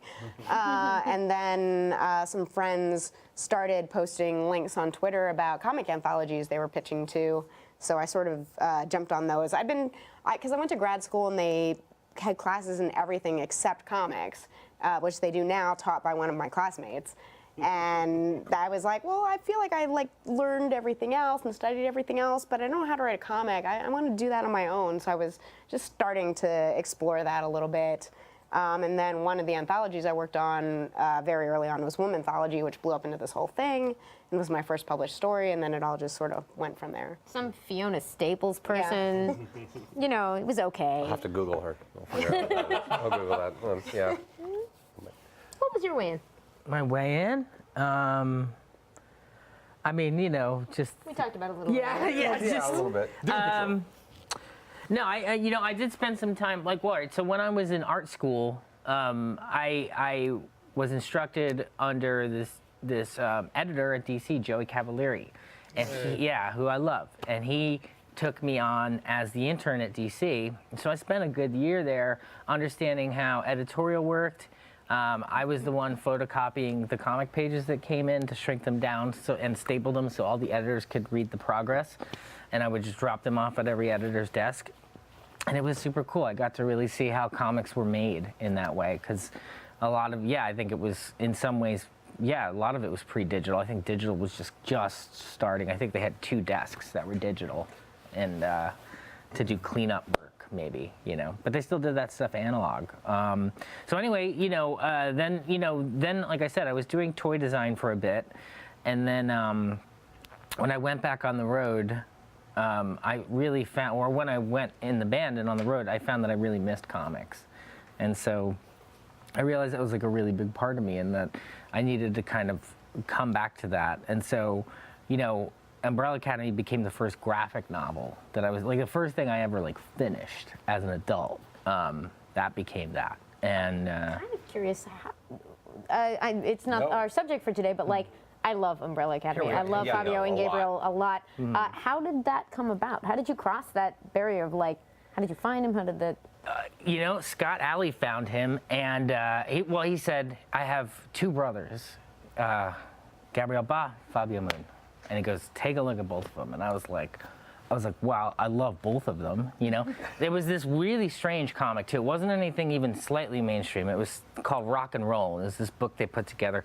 And it was heavily art directed and designed. And at first it was like, maybe we have one of the brothers does the flashbacks, one of the brothers does the present day stuff, and over a while I was like, I don't know if we want to disjoint it that much, even though their art does go very beautifully together. We decided to stick with one, and we said, okay, for this kind of thing, we think Gabrielle is the best fit for this. And so it was through Scott, and then I met Gabrielle, and we met at a convention. We met at San Diego. It might have been my first San Diego, and it was very cool. Is there a convention down there? Yeah, they have one. They have a little one. And then that was it. And we just started together. I was very late with the first script. You know, it was very late, like months.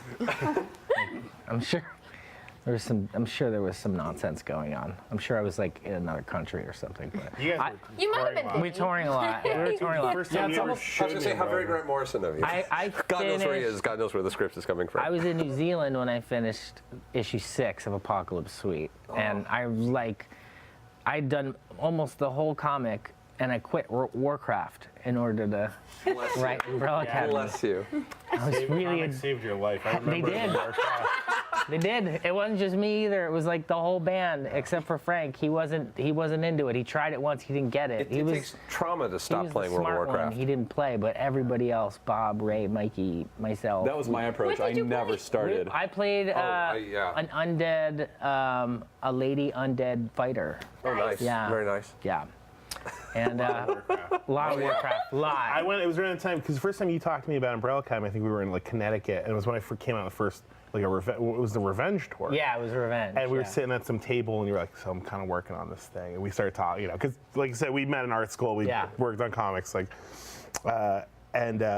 Nice. yeah, you got so pumped about it, I forget. But you remember there was a lot of Warcraft going on. There was a lot of like Warcraft we were playing going on. backstage. Yeah, because my brothers were like, "Yo, you tour with a rock band? Like, what's that like?" I'm like, a lot of clicking, a lot of silence, and a lot of clicking, a lot of Diet Coke. That was like, so Yeah. Grades. That's when you're really like on what a it bus. was. Like, You want to know what kind of That's crazy really shit what it goes on was. backstage? Well, we'll figure it out because you get to like an arena and then the first order of business, like Bob was always really good about this. He'd be like, "We need strong internet."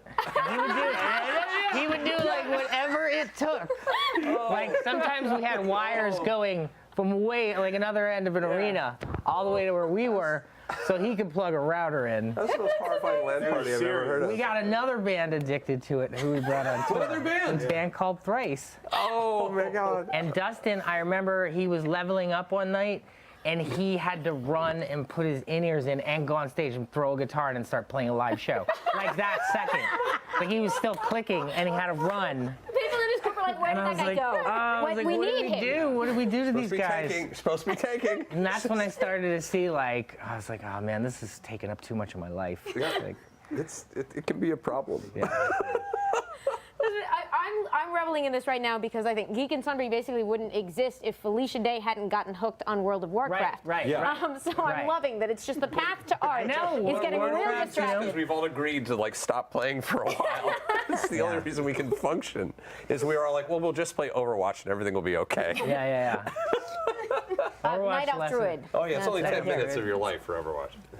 Oh man, yeah, that's that makes me so happy. It's bad. It's like grabbing the things that you love and trying to focus them and make something new out of them. Like that's what she did with Warcraft. She made something really positive out of it. I remember the Guild was coming out. That was like, it was really inspiring just seeing how grassroots it was and kind of the early days of like Internet original video when web they're kind like, of "Can like a this show on the The computer. salad days. Yeah. The salad days. Yeah.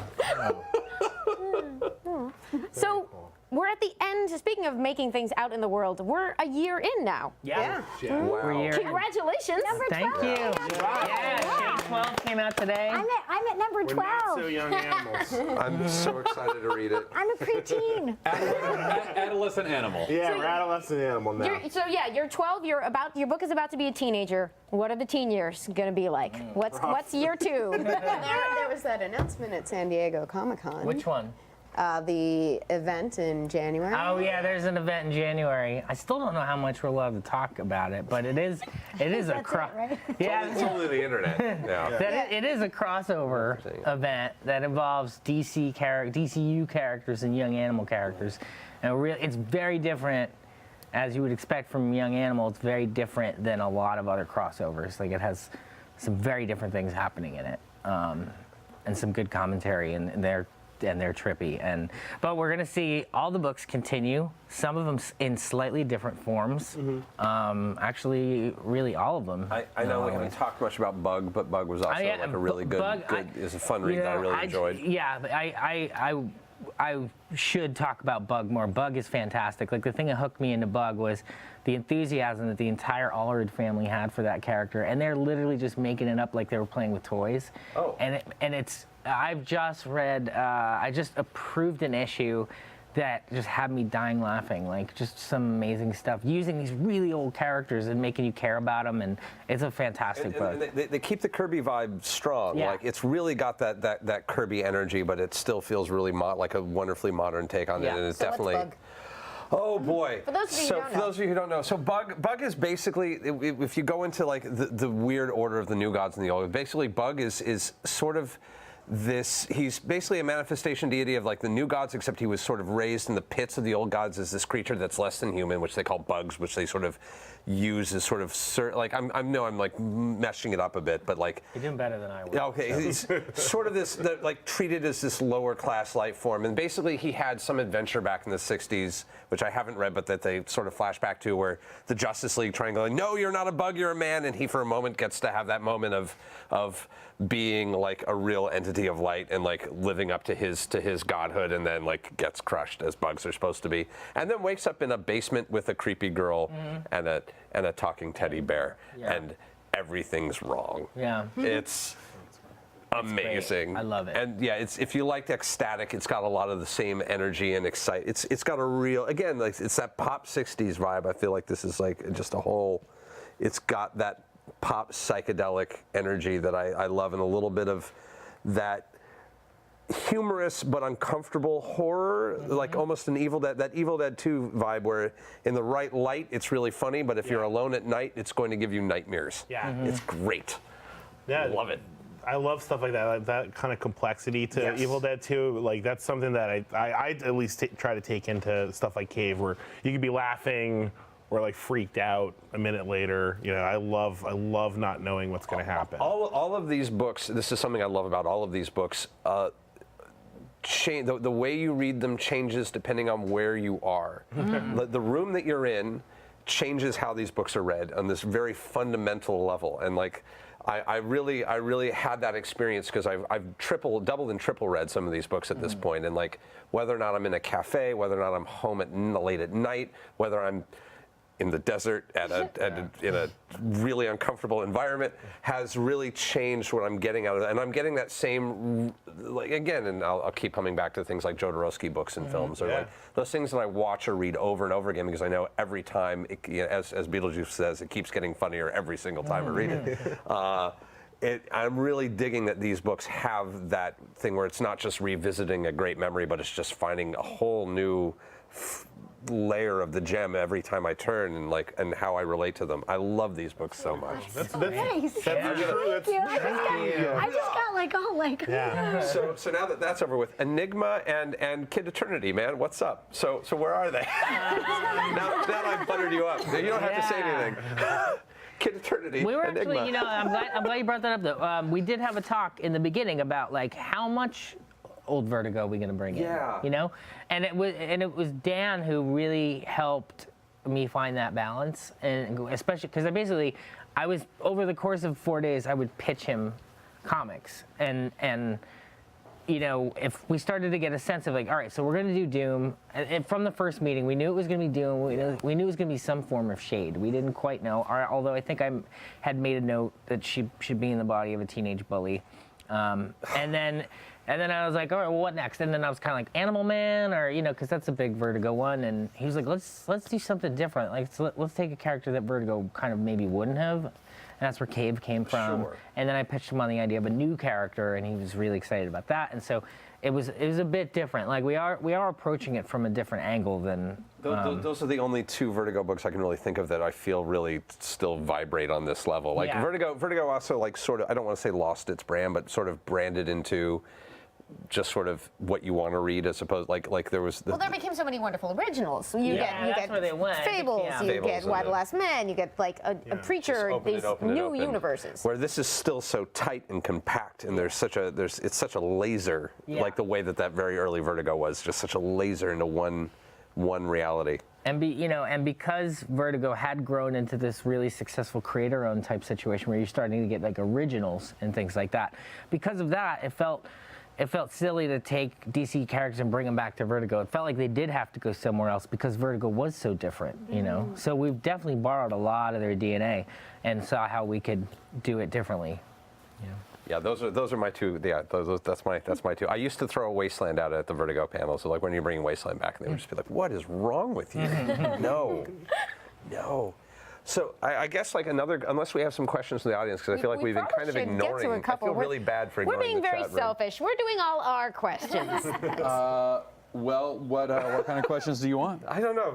Like, excite Let's us. see Just shout here. one out. Yeah, just a skim chat. How's chat doing? Chat's great. Right? Good, excellent. We're- Hi guys, we haven't forgotten about you. It's really good to see my you. wife is in the chat talking with everyone right now. hey, Brittany. Bless your wife.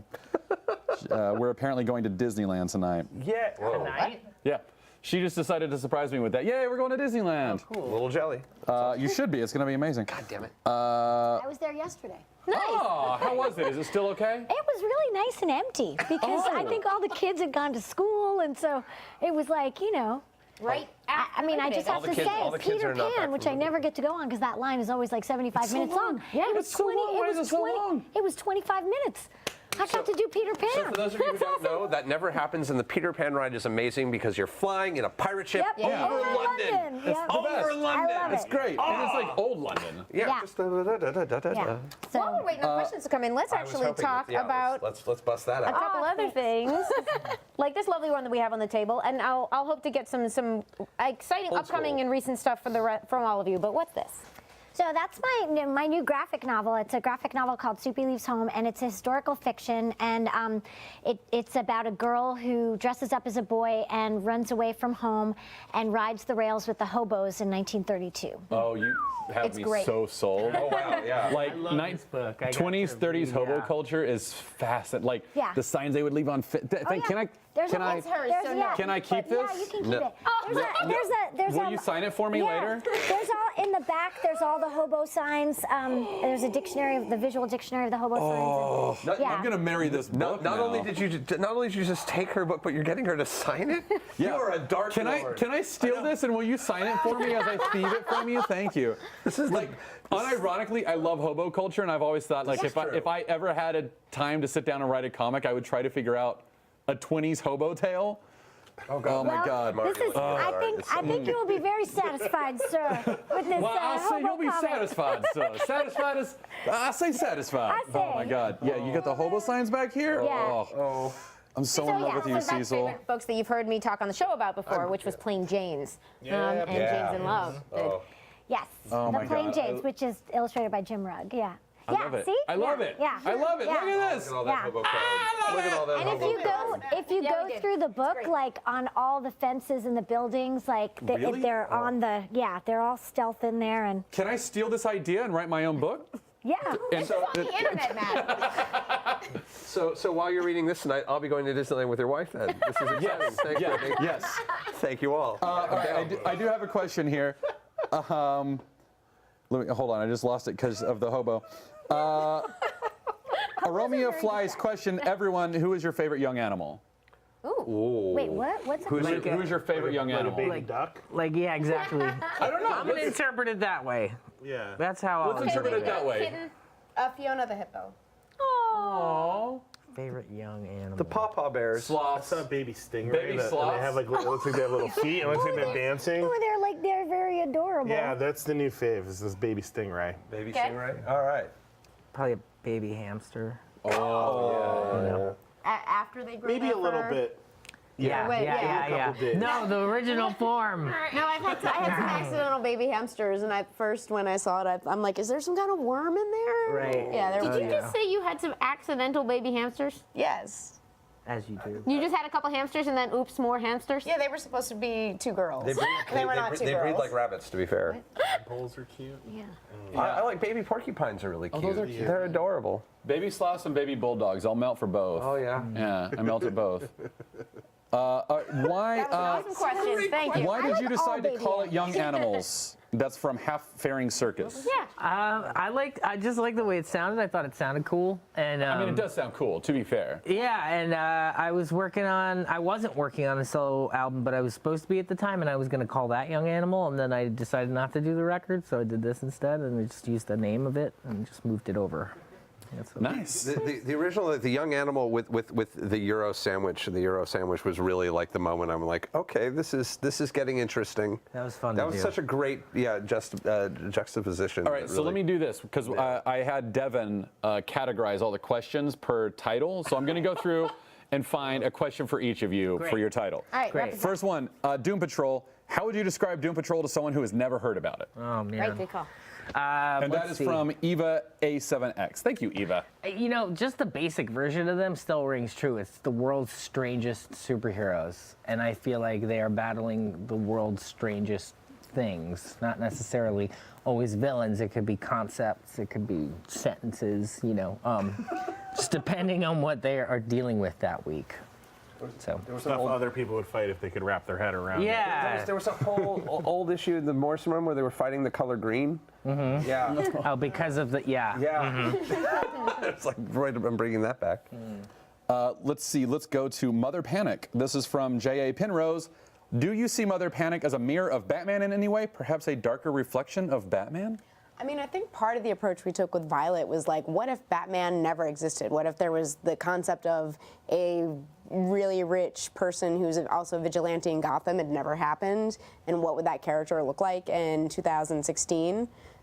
So I think a lot of it was sort of like looking at Batman and some of the things that just don't really work in his identity in a modern age if you were making a new character, like the whole like pretending to drink champagne and stuff, because everyone has cell phones now. Like they'll notice he's like dumping it in a plant or something. So Violet's like actually has like maybe some substance abuse issues, and like when she goes to a party and she's doing stuff, she's actually doing it. And you know, same thing, like, you know, she doesn't like take men or women home and then just like, oh, I fell asleep, you know, like Bruce does. No, she actually like does have flings with people. So we were sort of, I know Gerard, it was really important, he said when we were first talking, to sort of bring in like the whole idea of celebrity in the modern age and paparazzi and social media and just how that influences how we see people, and have her be like a very modern celebrity type, for the famous for being famous type. Who runs her social media?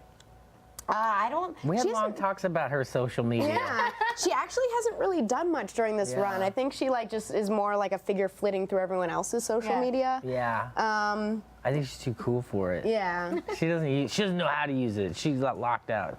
She's drunk. I don't know. There's like a million reasons. She probably like downloaded Snapchat, looked at this, and was like, "What the fuck?" Boy, I feel that one. Let's see. Shade the Changing Girl, Cecil. Let's see. From True Hearts, what is the inspiration behind the character? Like when you're writing for her, like where's that inspiration coming from? I often feel like an alien in situations where, you know, I don't know how to be in a room sometimes, and I feel awkward, and so I feel like that's part of what it is.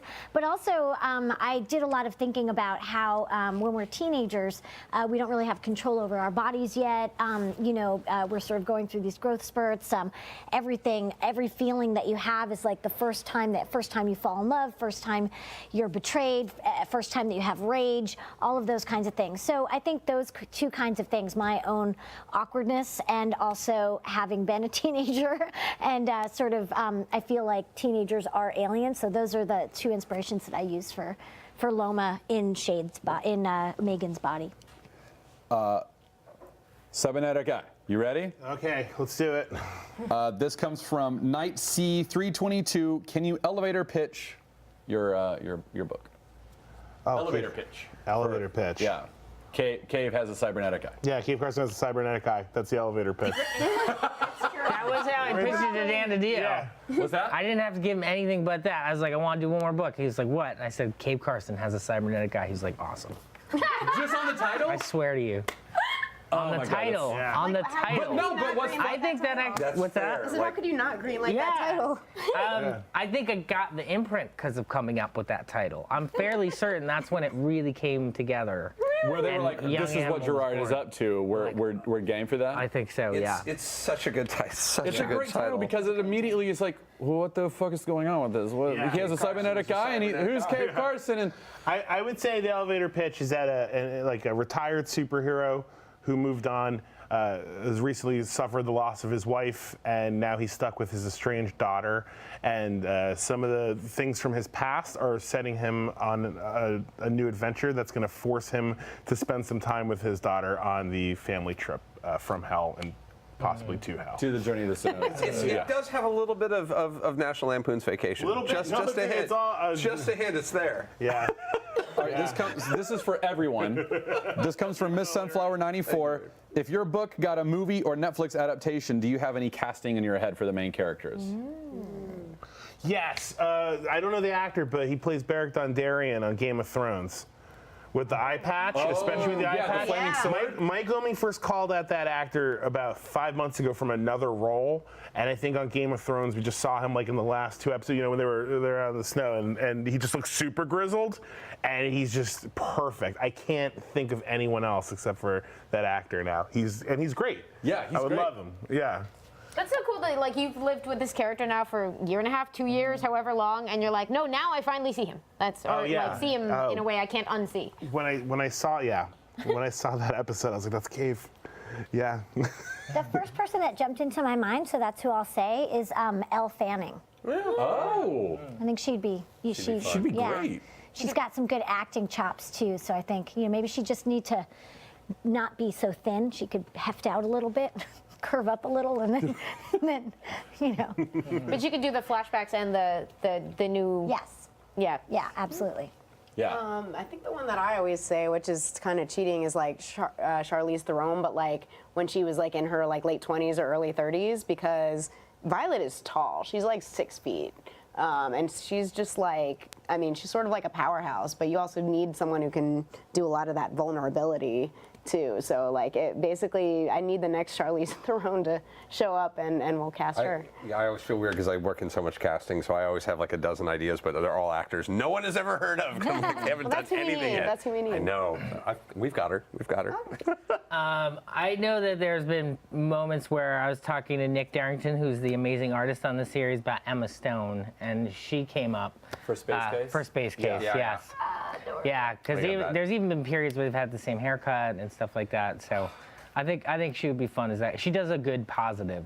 She's very good as positive and as not positive. So. I could totally see her doing that. Yeah. She's along for whatever crazy ride is happening, but she's kind of always grounded. So to have her be like, I don't know, I went to prom and there were aliens. That's just what life is like. Right. Who would you want to voice Danny, the street, Well, Danny Land? that's interesting because, when I went to, Danny the Street is based off one or two, I believe one, really famous comedians that would do this routine where they spoke in Polare, which is kind of I guess it's like kind of a slang. It's like, I believe it's like a gay British slang that they would use over there. Could kind of like identify each other, just have this network. And I could be totally messing that all up, but what's the greeting that they keep doing in the book? Bona Tavata, yeah. Love it. And Morrissey has a song. My earliest exposure to Polare was on a Morrissey album. He has a song called Piccadilly Polare, and there's times where he's used Polare and what he's done. So I knew about it from that. But I asked Grant about Danny, and he said, no, it's something in Sandy. There's these two comedians, and they have a bit, and they use Polare with each other. He's like, that's Danny. He was like, tell me. Yeah. Oh my God, that's amazing. So I think, and you could listen to some of these old recordings on YouTube, and you hear them, and you're like, oh, that's what Grant heard in his head when he was writing Danny. So Now I have to go look that up because like Danny, you've talked about Danny the Street with me before off the air, and on air, and on the air. But then like reading Doom Patrol, I was like, oh my God, I think Danny the Street, Danny Land might be like my favorite character in comics ever. Yeah. Like, Danny Land is. all right, we've got 10 minutes left. We have to do our 5-minute topic. We do. Do we have a winning topic? We have a winning topic. Okay. It comes from Miss Sunflower 94. Thank you, Miss Sunflower. The universe gives you the superpower that is least useful to your personality or lifestyle. What is it?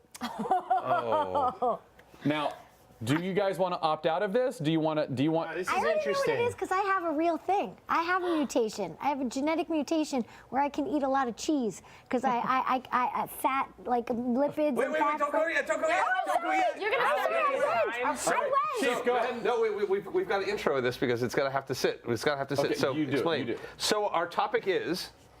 Welcome to the Wednesday Club. Our 5-minute topic is. The universe gives you the superpower that is least useful to your personality lifestyle. What is it? This is from Miss Sunflower 94. Go ahead and start, Cecil. You go. Okay, I have a genetic mutation where I can eat a lot of fat and my spike does not go up for my cholesterol, so I can eat a lot of cheese and it has no effect on me. That is the most useless superpower that a person can have. I actually have it, and so yeah, cheese eating. Do you like cheese? I fucking love cheese. Okay, so it's great. Yeah. Like that But would I be don't awful think for it my actually wife. helps anybody else. But it doesn't help anyone. But that would be awful for my wife because she hates cheese. It would be like I can eat all the cheese I want, but if I hate cheese. But I just sort of feel like a superpower should be helpful in some Yeah, way. exactly. All right. Probably the ability to grow even larger. I think I've reached max usefulness to height. It already takes 4 minutes to get into a car. I'm good. You don't want to be taking out the top door, right? Yeah. It's no. Sorry, giant man. Not interested. Maybe shrink down a little bit. I have similar power. I can eat like unlimited chili. So if I'm ever stuck, see in my lifestyle, I could be lost in a pool of chili. That's a cave, chili and cheese. Shade and Cave is our vaudeville our comedy vaudeville act that will be Cave premiering and soon. shade and cave. Yeah. So if I ever fall into a vat of chili, I'm gonna be totally fine. I'm into every part of this. All right, useless superpower. A useless superpower. I don't know if it's not useless, but it's not something that I desire or need, and that's the like super speed or something. I'm in no hurry to get anywhere. You know. And you're very punctual as I'm punctual because I leave early. Yeah. I don't need to rush to get there. I used to have this old rule back in the band days where I'm not running to catch an airplane. Yeah. We should be there early enough. I will not run to the gate and stress myself out.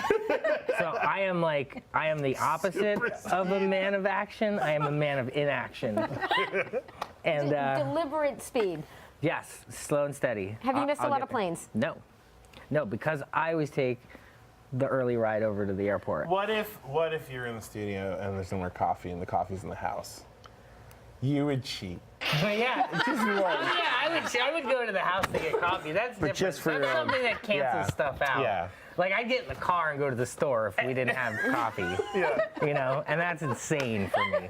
Like, Jody Hauser, what would be useless to you? I think like Hank McCoy, like super science brain, because I was actually always better at math and science than writing in school. Like I always got way better grades in math, but I just I had no interest in it. I would sleep through class because I could still do okay in it. Because I knew from like age 8 I wanted to be a writer. So like. You're like, these equations aren't making anyone cry. I Need a mean, new field. yeah. Except I'd probably be like, oh, at least I have this knowledge to like write this like cool realistic science fiction thing. So I guess maybe I could use it in that sense, but in the sense of like, oh, I'm gonna make great scientific discoveries. I'd be like, no, let me finish these 15 comics first. I didn't plan ahead. Internet saying Amy Dallen? Well, funny thing is, if I would be a person on whom your cheese eating gift is wasted because I dislike cheese. I like every other milk product, but it would be totally useless. I'd be like, great, more cheese. I think mine would probably be like something physical. It would just not apply to any of the challenges of my life if I were just incredibly strong. yeah. Breaking your phone. Yeah, that's for sure. 7th phone today. Everything around me, like, and you know, I already have the problem of always trying to go everywhere with like 7 different bags, but strength wouldn't help with that. I would be equally clumsy, but much stronger, and that would just be no good. It'd be 15 bags, and it's just you would have trouble walking through doors Yeah, at that super point. strength would be totally wasted on me. I would just break everything. That's fair. I thought about this, and I think it would be the power of knowing the proper noun for anything and anybody, of just knowing what actor was in what the name of the film was, who directed it. That would like be just knowing the useless to proper. It would, because I hang out specifically with people who already have that, because I can contain none of that information, and I've gotten by somehow on ignorance and charm, and I don't really want to I don't want to fuck that up. I feel like that would throw the entire thing. If I actually had to know things as opposed to just appearing like I knew things, that would ruin me. All right, 30 seconds, Mackie. Mine is actually relatively easy. I would, if I had the power of a blowfish where like spikes would come out of me and everything, like that would be the most useless thing in the world to me because I'm actually like a very loving, touchy-feely person. So like, if like touching someone made me like impale them, I wouldn't know what to do. I'd be like, I can't talk to you without touching you. I'm gonna kill you. Like that would be absolutely useless to me. I know your next Burning Man outfit that I'm gonna help you make. It's gonna be so exciting. By the way, this is People will die. dynamic characters. I guess maybe my cheese one is Imagine if you had the gift useful. of I cheese, just feel like you it's couldn't eat it. useless to everyone else. No, it's just a thing like that you wouldn't even tell people at parties at that point. We're done. Oh my God, we're out. Everyone, this has been the Wednesday Club 5-Minute Topic. If you're watching this on YouTube, you can watch us on the Facebook, not on the Facebook, on Geek and Sundry's Twitch channel. Or on Project Alpha. Or on Project Alpha. And these have been the writers from Young Animal with us here today. Cecil, Thank you Castellucci, John all. Rivera, Gerard Wade, Jody Hauser, Amy Dallen, Taliesin, Jaffe, Mackie. Wow, can't do Amy, you're that. very good at this. Wow, that's your superpower. Thank you for covering my propaganda. Come watch us. We're every Wednesday night at 7 on Geek and Sundry's Twitch. Thank you. That's the end of our 5 All right, we've minutes. got How many- We've got 4 minutes left, and we need to start wrapping it up. I suppose. Well, no. Go ahead if you've got something. Like my only thing is like if you wanted to send somebody to some of your old work of something that you're particularly proud of that you feel is like a really good representation of the work you do, what would be something that they wouldn't necessarily immediately know? It may not be your biggest hit, but something that like you feel like speaks Like to you're you. in love with, right? Is that what you're saying? Well, like you love all your children equally, but secretly you undermine most of them except for one. So like, what's the Wow. one that like, it's what my parents did? So. I'm going to say The Year of the Beasts. The Year of Beasts is it's a novel. It's a hybrid novel, so it's alternating chapters of prose and graphic novel. And you can read the book just the prose, and you get one story. You can read the comics, and you get another story. But if you read it together, you get the whole story. And it's illustrated by Nate Powell, who did the March trilogy with Representative John Lewis. It's gorgeous, and it's like a quiet book that nobody knows about, and that is the book that I would say. Year of the Beasts. Fantastic. That would be my first graphic novel, Heartbreak. It was a series that we did that we collected into a graphic novel that was definitely the more common way to find it. I self-published it, so if you find a copy, it was in my father's basement at some point. But no, it was a series of stories that I made with a gentleman named Nick DeStefano. He was my roommate in college, so we wrote and drew our own stories, and they were true tales of dating and kind of the adventure you go on trying to find love. Like there's stories about me going to Norway because I fell in love with an exchange student. There's stuff like that, and it was cool because it was my first comic out of art school, and it wasn't like a superhero book. It's just about people and relationships, and I think a lot of the stuff I learned in writing a book with like no action and just having to do with kind of feelings, relationships, and mixing humor into some sometimes dark material. A lot of that stuff carried over into what you'll see in Cave Carson. So check it out. It's on Lulu.com is where you can get it now, and I think we're gonna re-release it like in the next probably year or so, hopefully. We're gonna have the 10-year anniversary edition will be out before the 15-year anniversary, I'm sure. Yeah. 2 minutes left. I designed a Spider-Man doll that they released, and he wears a safari outfit, and he has a pith helmet and a cravat. That's a deep cut. If you can find that on eBay. Wait. Okay. So question. It's a Toy Biz. No, it wasn't quite Spider Craven. It was a Toy Biz release, Yes, it was a doll-sized, because Toy Biz had too many of this doll. They didn't know what to do with them, so I had to come up with. I was one of many people, Safari I'm sure. Spider-Man? Came up with different. Challenge accepted. Yeah, you. So you excited. Should, yeah, find that. It's. I think I saw it on eBay real cheap. Like. 1 minute left, Jody.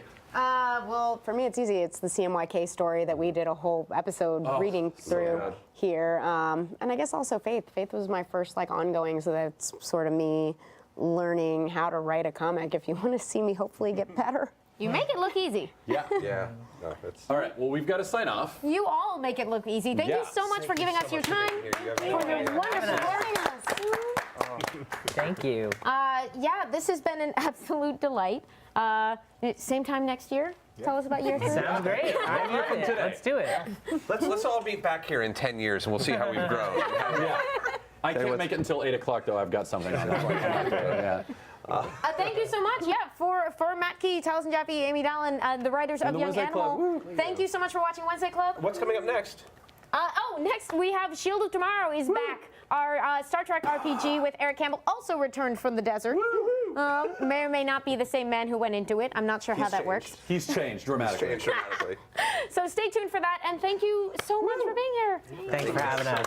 So much. Bye, everybody. Bye. Bye. See you Thursday.